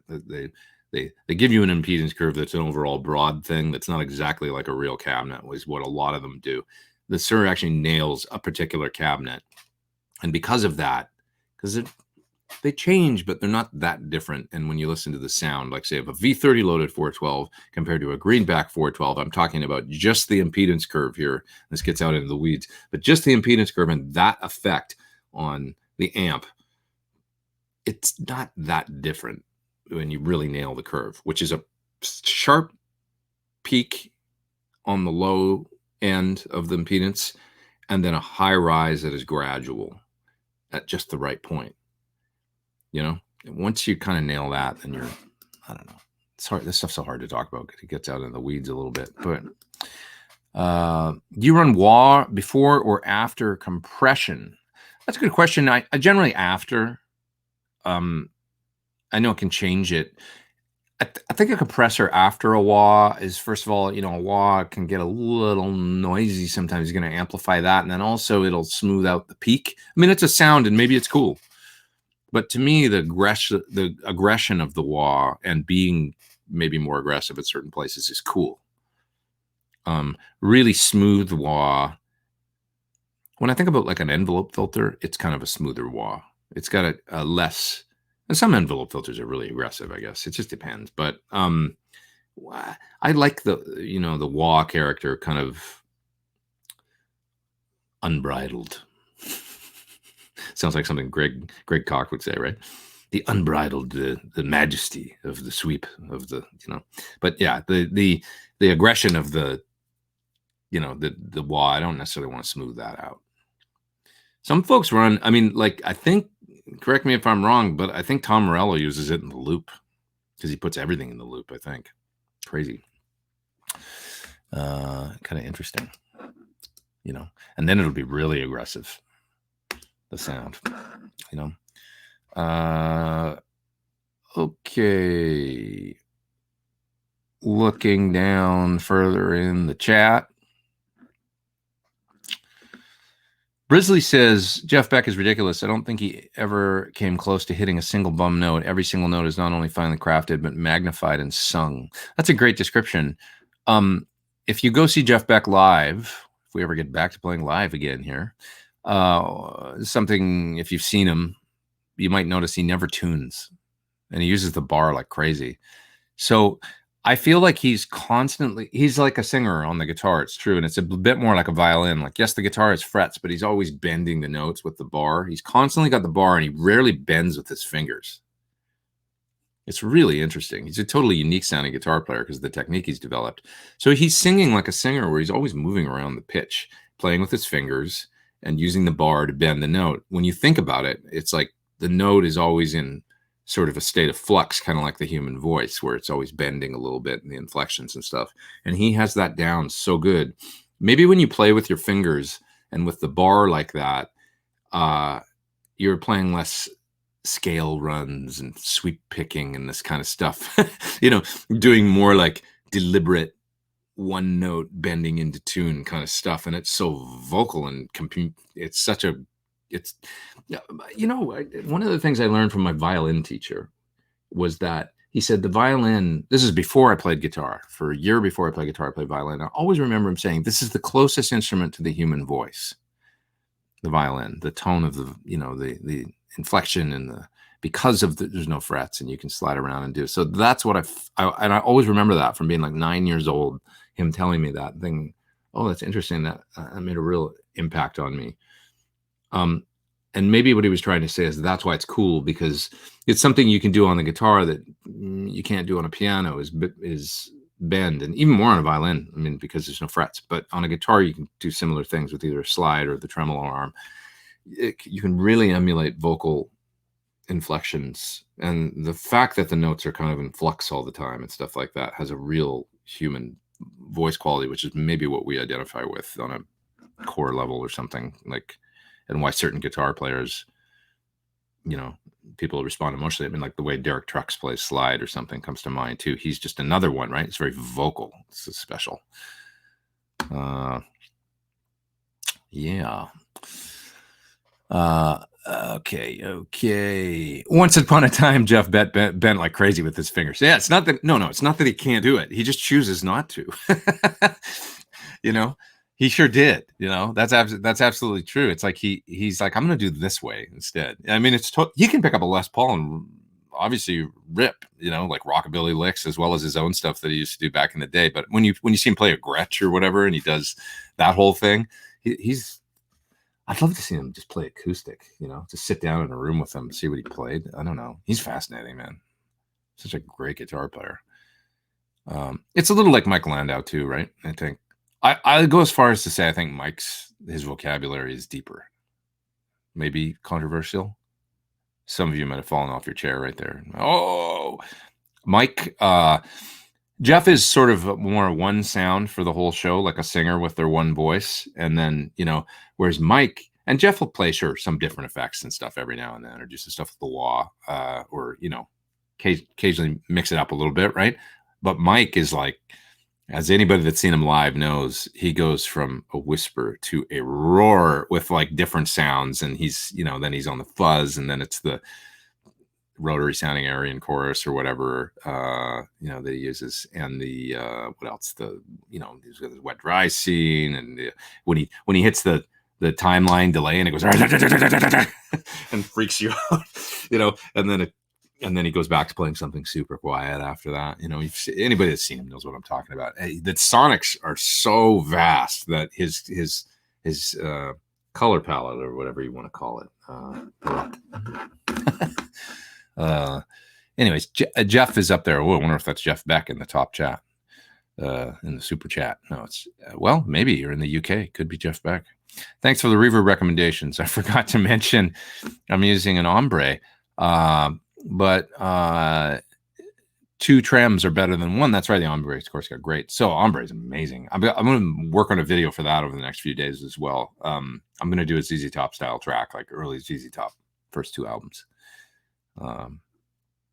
And you cheesed out on Live Aid. You didn't go to Live Aid. Oh man. Well, you can always.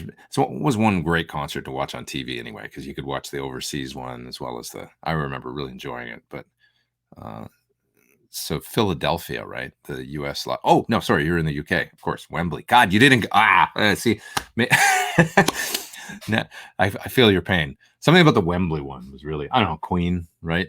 God, it was so great. Yeah, that would have been great to see. You too. At Live Aid, that would have been something. Oh, man. Anyways, that photo of, I think it was taken at that Wembley show at Live Aid, right, of Freddie Mercury. I think it's maybe the greatest rock and roll photo of all time, with the sun streaming through everybody knows the one where he's leaning back and he's got the mic and or whatever his pose is, where he's, and you can see the sun coming through the break in the tier of Wembley. And it's just like, that is the coolest photo that's maybe ever been taken on stage, I think, of a rock and roll situation. Unleashed in the East is still my favorite Priest, says Evan Ward. You're a poet and you don't know it. Great record. Burning Water, says Bent Tom. Yeah, good stuff. Jeff Beck uses a roller nut and string and staggered tuners, no string tree. True. I I tell you, the last time I saw him at Hollywood Bowl, I don't think I saw him tune once. And even with a roller nut and staggered tuners, how he stayed in tune doing the amount of bar bending he was doing was just amazing. Rising Havoc says, Pete, do you like a Leslie? Dude, they're the greatest thing ever. A rotary cabinet. Playing through a real one, be it the Vibratone or a Leslie. I mean, playing on stage with if guy's got a Hammond organ and the Leslie. Government Mule, the keyboard player has one on one side of the stage, one on the other. Warren Haynes likes having a bass amp on his side of the stage as well as another Leslie for the organ. So hearing the organ standing in the middle of the stage, because I've jammed with those guys, is really great. It's just like with the two Leslies going on either side of the stage. God, it's a beautiful thing. Rotary speakers. And they sound so cool, even when, they're just great. Playing through a real rotary speakers. I was talking a little bit earlier about a Magnetone amp, a little bit of a similar vibe, where, speaking of vibe, but it's a stereo tube amp that if nobody heard that Magnetone combo that came out about 7 or 8 years ago, do yourself a favor and play through one. It's got stereo vibrato, I think, in it. And it's both, I'm going like this because you can hear both speakers, and it's just such an amazing sound. Anything like that is so inspiring to me. I love stereo, so playing through. I think I had it last week, and I showed you guys. If you were here last week, sorry, but I'm going to repeat myself just because this kind of applies. I still haven't had the chance to plug it in because I've been working on other videos.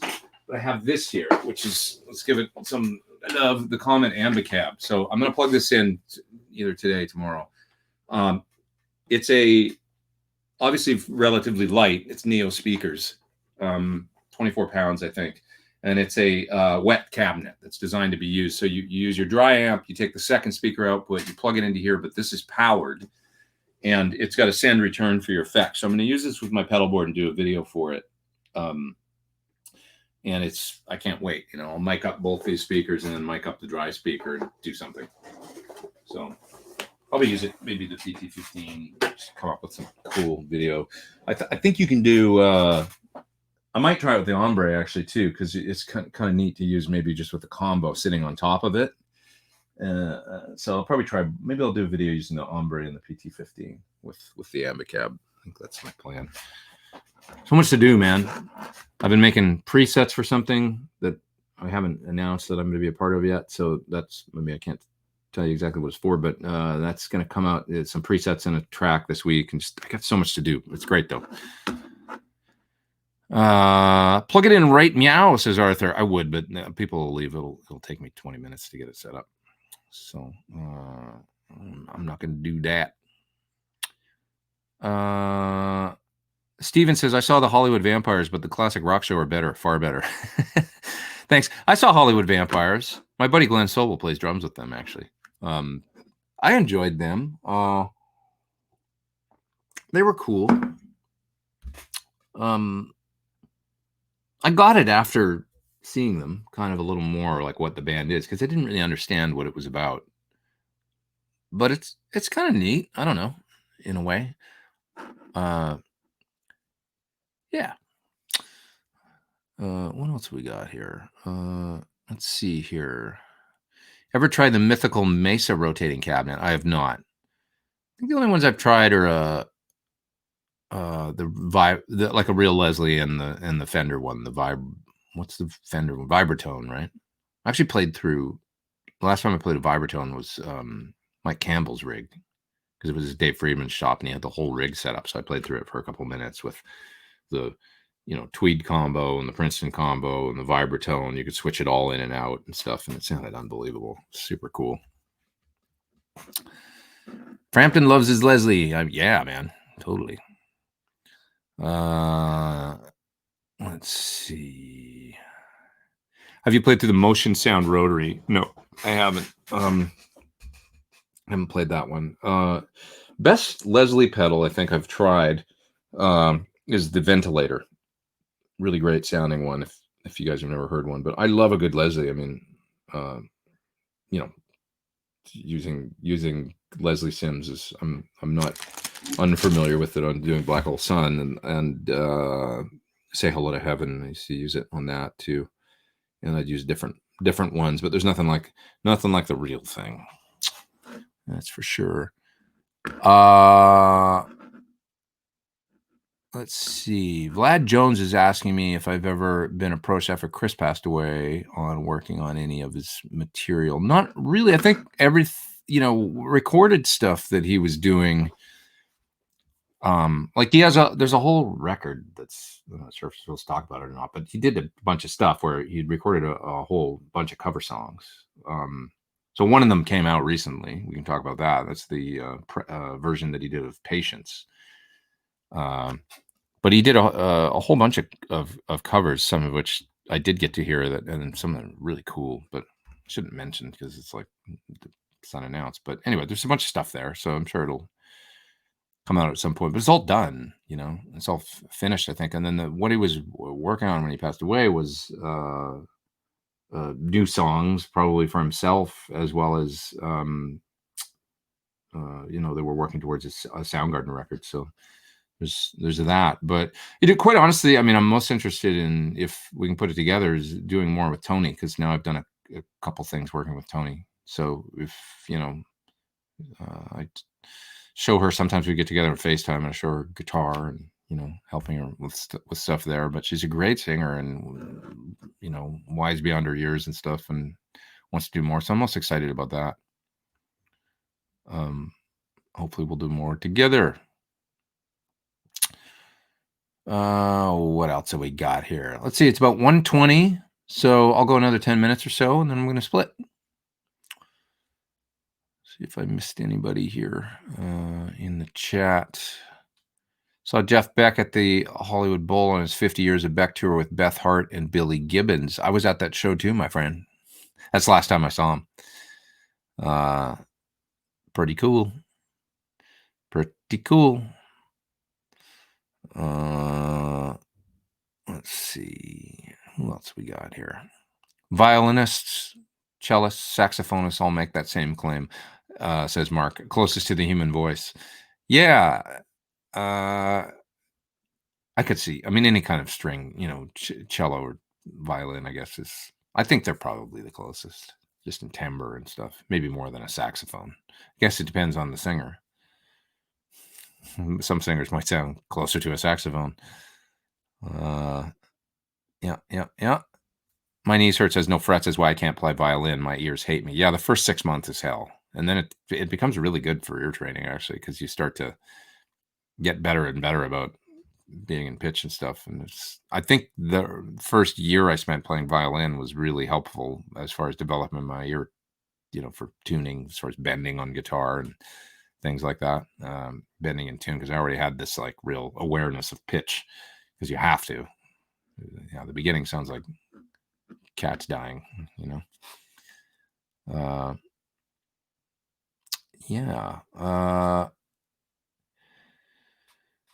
Okay. Well, I'm just looking back, seeing if I missed anything in the chat. If not, I'm going to go pretty soon. Can you imagine Hendrix walking into a modern guitar shop with so many options, says Prince Westerberg? Yeah, he'd probably be overwhelmed at first, and then I'm sure he'd do something amazing. Vincent's up there in the top chat. Thanks, man. He says, thinking of upgrading my Apollo Twin to an Apollo x4, but it's just me recording. Any sense in having 4 inputs, or is 2 enough? Well, I mean, sometimes I've done things where I need 3 inputs, ideally. I'll give you a scenario like where I'm maybe recording my voice and then a microphone, 2 microphones, on a guitar cabinet. So sometimes when I was doing demos, I'd use a mic in the room. Lately, I've been using camera audio. Instead of using a microphone and recording into my DAW when I'm doing a demo and I'm explaining something, I used to use a microphone. I've been using camera audio lately because it's just like, it's easier, it's faster, and I don't think anybody really cares whether I use like a large diaphragm condenser mic on my voice in a pedal video, So it's just easier. It's one less thing to do. So I don't do this anymore, but for a while I was using a microphone in the room, and so I would be tracking 3 tracks at once. If you ever do anything where you're maybe doing stereo miking acoustic and singing at the same time, you're going to need more inputs.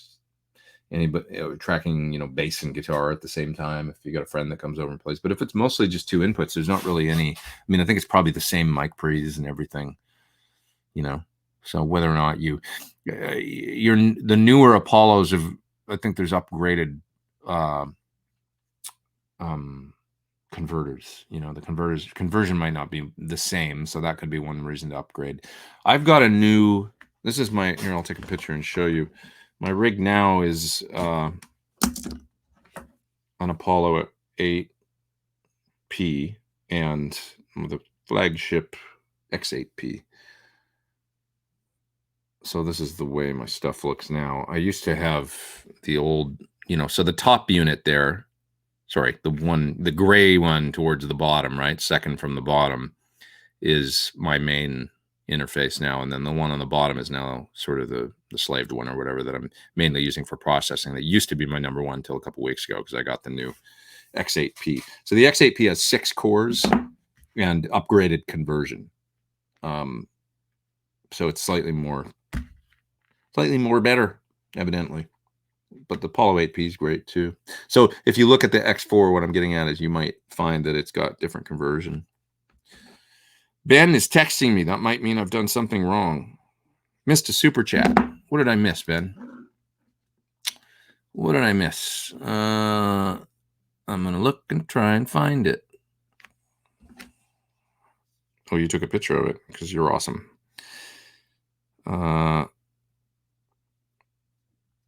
What's it say? You once mentioned releasing your HX Stomp presets. Please do. Would love some proven live presets from a Marshally sound expert. That's from Alan. Sorry, I missed that, Alan. And thank you, Ben, for keeping me moving forward. I'm going to be making some presets for Line 6 stuff. And I've already started, actually. I started with the Helix. I think I mentioned this maybe before, that I'd come up with a preset that was really cool for looping if you want to jam over a guitar part with 2 different sounds and stuff. I've started on it, and I had a conversation with them this week about making some available for PodGo, as well as for Helix Stomp, as well as for Helix Effects, as well as for the regular Helix. So I'm going to try and come up with stuff for all that stuff.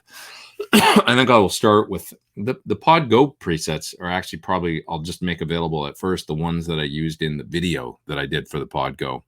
So there's 8 presets or something like that, and I'll make a pack of those, and because it just makes sense. I've already made them. They're there. They're ready to go. And yeah. And then the ones for Helix will probably be next. HX Stomp will probably be after that. But yeah, I will do it. And I've talked to them this week, and it's something I've got to get some presets done for something else first. And then I'm kind of in that mode right now, where the other thing I'm working on those right now, and the Helix stuff will be the next ones that I get to for sure. Thank you very much for doing the super chat. I appreciate it. And what else we got here? What's your opinion about ADA, MP1, and MP2?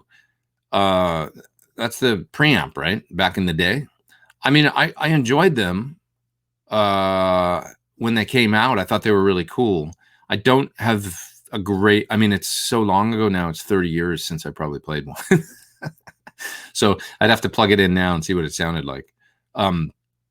They were cool back in the day for gainy, I mean, Paul Gilbert was using them and all that. And I loved the idea of it, We were all getting into rack stuff. The honest truth is, I'm old enough and or young enough to have been born at a time when my first amps were solid state.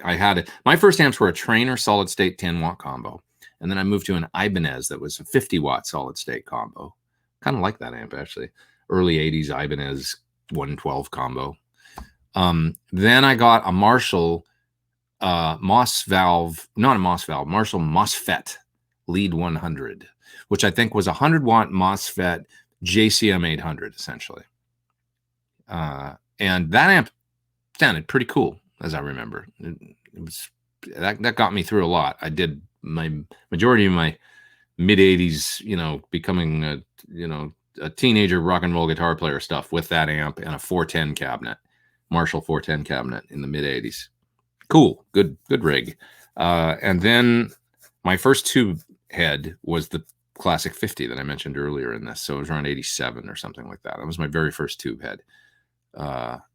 And then after that, I went to the rack rig because I was already, you know, then it was like I was 19 or 20 or whatever. And I figured out how to get, I think it was 19, 18 maybe when I got the rack. But I got a shock mount rack and a Studio Pre and a 295 power amp and two of the Mesa vertical 212s. So I never owned a real Marshall tube head or anything till later on. My next amp after that stuff was a 5150. So 5150, yeah. And then I got, I think after that, a Marshall DSL 50. That's my memory of, you know, each rig I probably used for 4 years or 5 years or something like that. I got something else. So this kind of, you know, the Marshalls and the old stuff and, you know, combos, and I never even owned it. Well, I owned the solid state combos, but I never had a tube combo until I think I got a PV Classic 30 or something.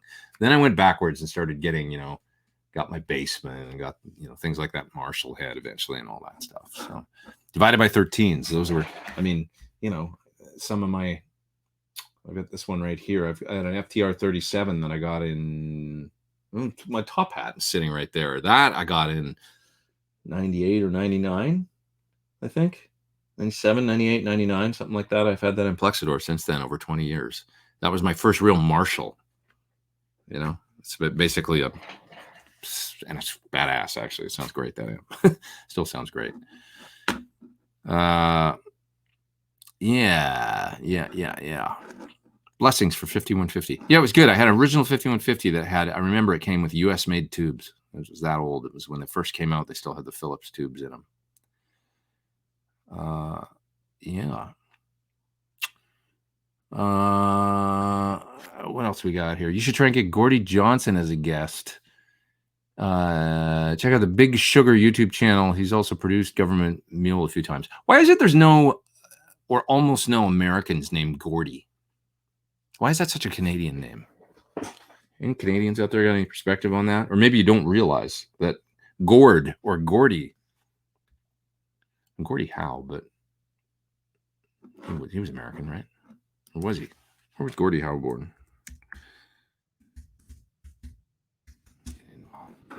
No idea where he was born, but Gordie Howe, no, he was Canadian. Yeah. I just think about him playing in Detroit Red Wings and stuff. So I just wasn't sure where he was born, but there you go. He's Canadian. Gordie, not an American name. Always wondered that. Sorry, I should have Gordie on, not Gordie Howe. Gordie from Big Sugar. All right, now that you're using Luna, do you still go back to Logic? You know what? I've been using Luna for the last few demos, and I am doing one in Logic right now. I still find Logic easiest for programming. I love the sound of Luna, so I'm kind of between the two.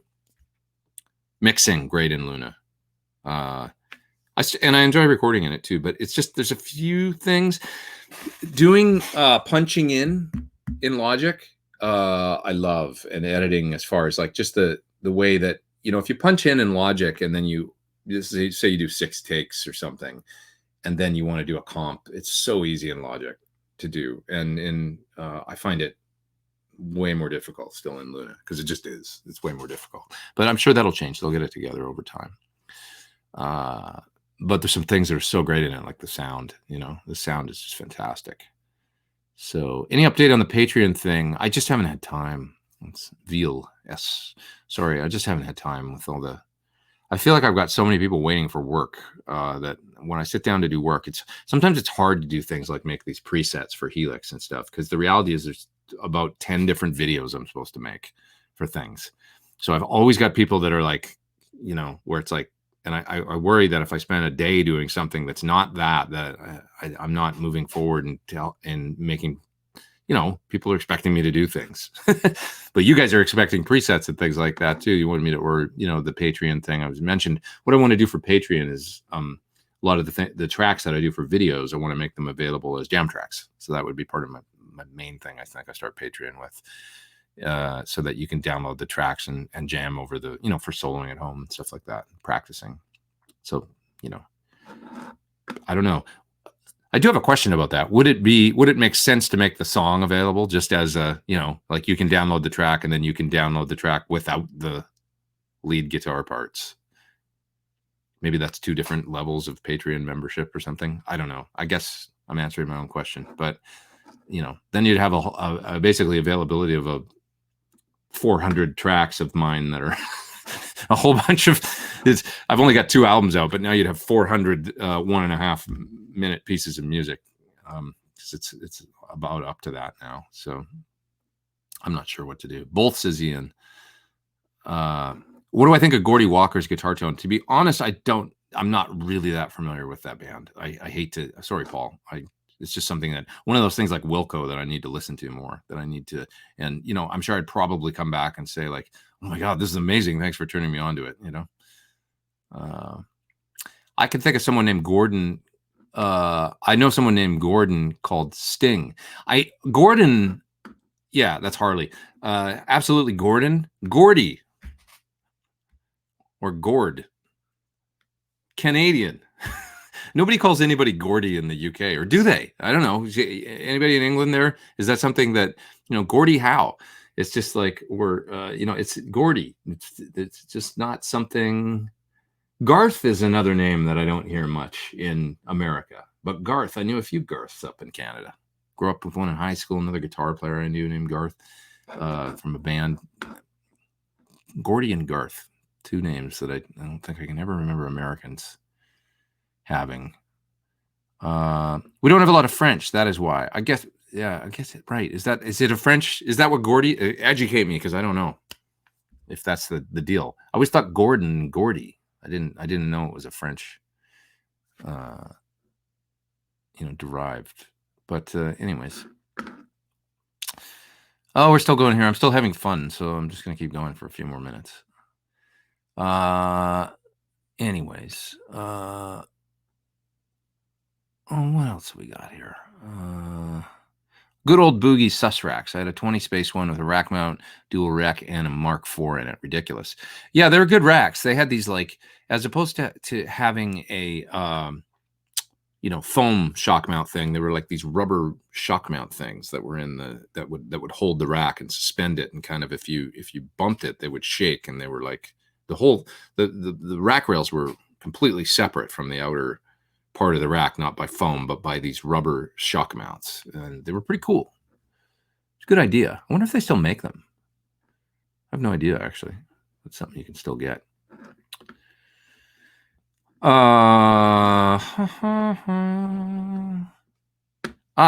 Loot89 says he's got a good friend named Gordy here in Illinois. Tell him hello and that we were talking about him. We think he's unique and special. Just an idea. Would be interesting to see a comparison video between IK Multimedia accent out guitar interface and similar UAD interface like the Apollo Solo or Duo. I wonder if they're really that much different. I mean, we were talking about the high Z input and just converting it to digital. I don't know that you're going to hear on a lo-fi thing like electric guitar, because really it's kind of like as soon as you apply an IR or something, you're chopping off the low end and the top end, at 5K and 80 hertz or something, where the guitar frequency lives. It really is such a kind of a lo-fi sound that I don't know that there's going to be a ton of difference. I mean, maybe, I don't know.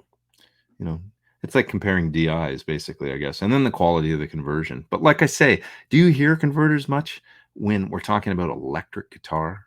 Maybe on a mic'd electric guitar signal, but an electric guitar plugging in DI, once it goes through conversion, I wonder if once we add distortion and stuff, when you're futzing up, I don't know. I should answer my own question by testing as opposed to talking about it, I guess. I could easily test this kind of stuff. Yeah. Where's my glasses? I'm tired of squinting. In there. Strewn on top of these cables here. Oh God, that's so much better. Why didn't I wear these for the last 2 hours? Yeah. Lawrence says, I had a friend named Gordy. He dropped the new engine from my 1963 Chevy pickup on the ground. But you still refer to him as a friend. That shows good character. That's what I think. Yeah. Natasha's got a split. Take care. Have a good week. Yeah. Let's see. late arrival and missed everything, says tall person. You did. It's true. We're slowing down here. It's getting less interesting, I think. Don't have as many. I should probably split and get some work done. I'm just having fun. I'm having fun talking to you guys, so I don't want to stop. But let's see here. Watch the DVD, Pete, or give me my money back, says Patrick. Is that the Wilco movie you're talking about? You go watch the police one. Go find the one with what's his name? Oh God, I just talked about him earlier. The police, the documentary you can find on YouTube with. Oh God, I hate my mind these days. I forget things. I need to start taking Prevagen. Obviously, the dude from the British TV show that interviewed the police in the early '80s. Why can't I remember his name? Oh, I suck. Anyways, let's see. Who am I trying to think of? Jules Holland. God, thank you. Jules Holland. We're coming to the end of set, says Ben Coons. It's true, and I'm not whining. I'm just having fun, so I'm not being very interesting. I'm sorry. But, as long as you're having fun. Preston Smith says, great chat. Thanks. Jennifer Preachy says, since you work with Tony and since her dad taught her, can you identify any similarities? Yeah, they are both their own worst critics. She is her father's daughter, that's for sure. And, she's really...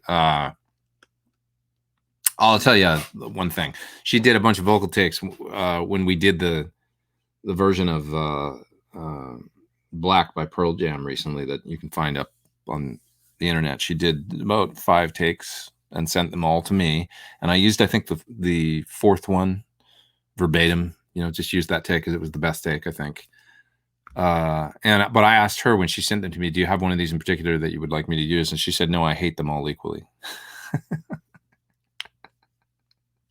She's 15, it's just like, I loved that because it was like, she really is hard on herself and critical. And I'm like, Tony, you sound fantastic, And I'm also working with her a little bit on like knowing that when you do something, if you step away from it and come back and listen to it the next day, when you're not so in the zone being hypercritical of yourself, but you just listen to it as a piece of music, you'll go, oh, that doesn't sound so bad. What was I hearing? Sometimes I'll do things where I'm coming up with a solo for a song or trying to, get a form or something, and I'll play something and I'll do it a few times. I'll be like, okay, that's basically it, but I got to come back and get a good one. I'll go for dinner and then I'll come back and listen to it and go, well, what the hell's wrong with that? Like the one I did. And sometimes I'll even forget to take video of it. Like when I'm doing pedal demos and stuff, and then I'm like, now I need to play it again, but it sounds fine.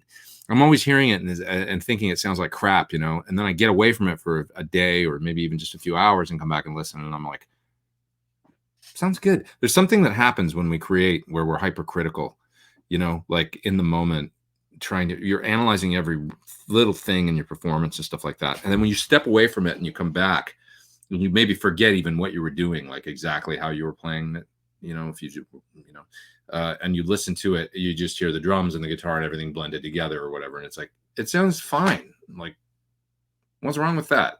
And that's something I mentioned to her. And she's like, yeah, I noticed that. Like when I come back and listen the next day, I don't hate it as much.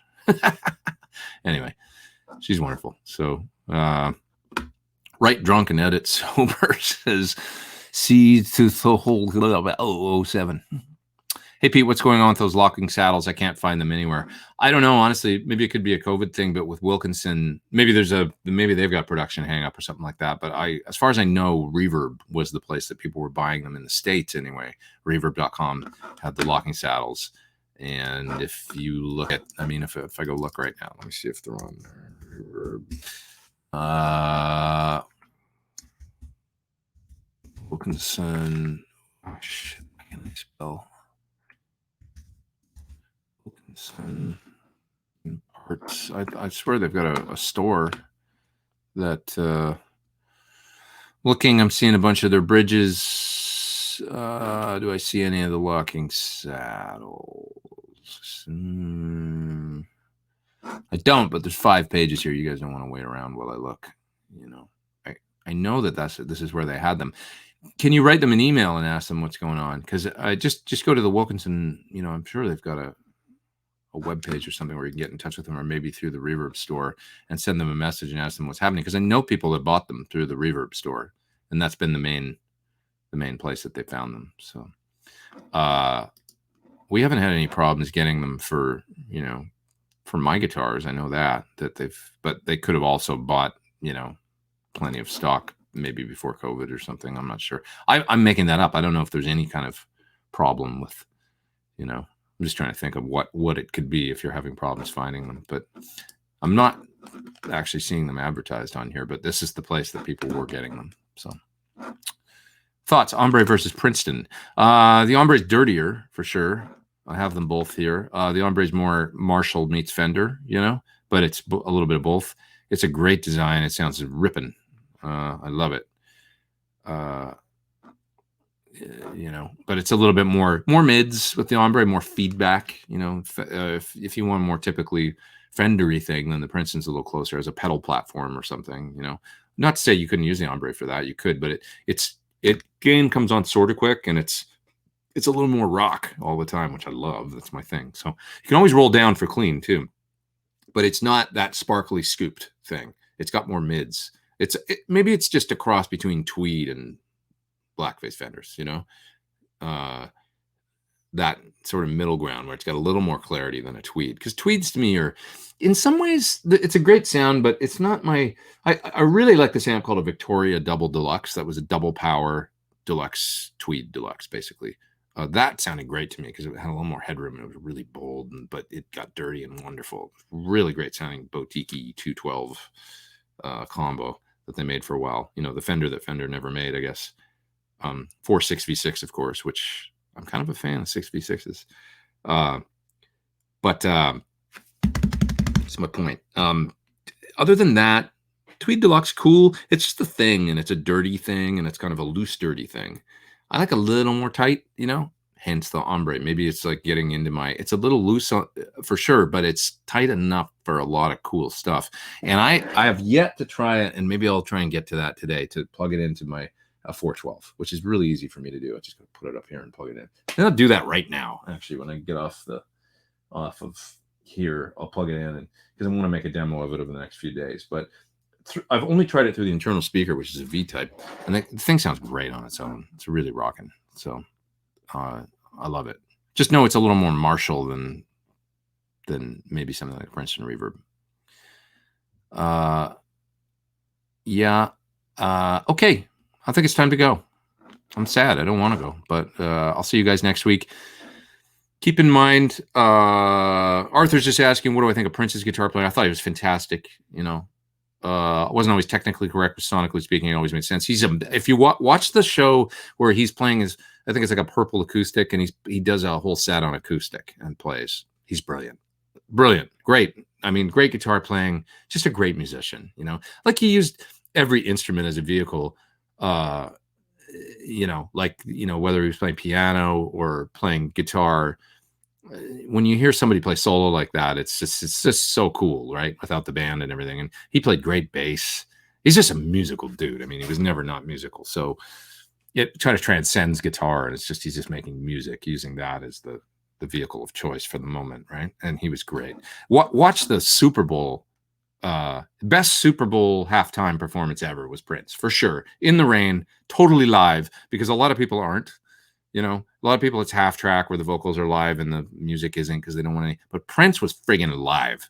And I don't know how he talked them into that, but he might have said, you could just tell it was live. He was playing ripping guitar solos and stuff that he was not. It was just improv Hendrixy stuff going on, and amazing.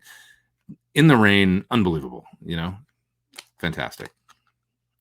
Live in Las Vegas is an awesome concert video for Prince on guitar. He plays a lot there. I haven't seen that. I got to watch that. That's Danny. There's another great recommendation for a concert movie. Prince played 28 instruments, says Prince Westerberg. I think Prince could probably just pick up any musical instrument and get music out of it. That's the impression that I got, where like give him an hour or two and he could probably pick up a trombone or he probably played trombone, but you know what I'm saying? Like where, I don't know if he played horns or not, but he just seemed like he was just one of the most musical people to ever walk the face of the earth. Kids are all right, says SD Design. Cool. That's a good one. 2 thumbs down. Why would anyone do that, says Harley Hex. Hey, man, I worry about my haters. If they don't show up, I'm worried about their safety and their well-being. So when they show up, I feel a little sense of relief. We got to, take care of people out there. Is there an Oxbox V2 in the works? I have no idea, actually. I don't know. All right. Time to go. Love y'all. Have a great week. I'll see you next week. And like I say, cool guest coming up. Josh Smith. Eventually, a little bit further down the road, 5 weeks or so, is Peter Frampton. And I'm going to take you guys up on the suggestion of having a guest maybe once a month, something like that. Okay? Rock and roll. See you guys later. Thanks for everything.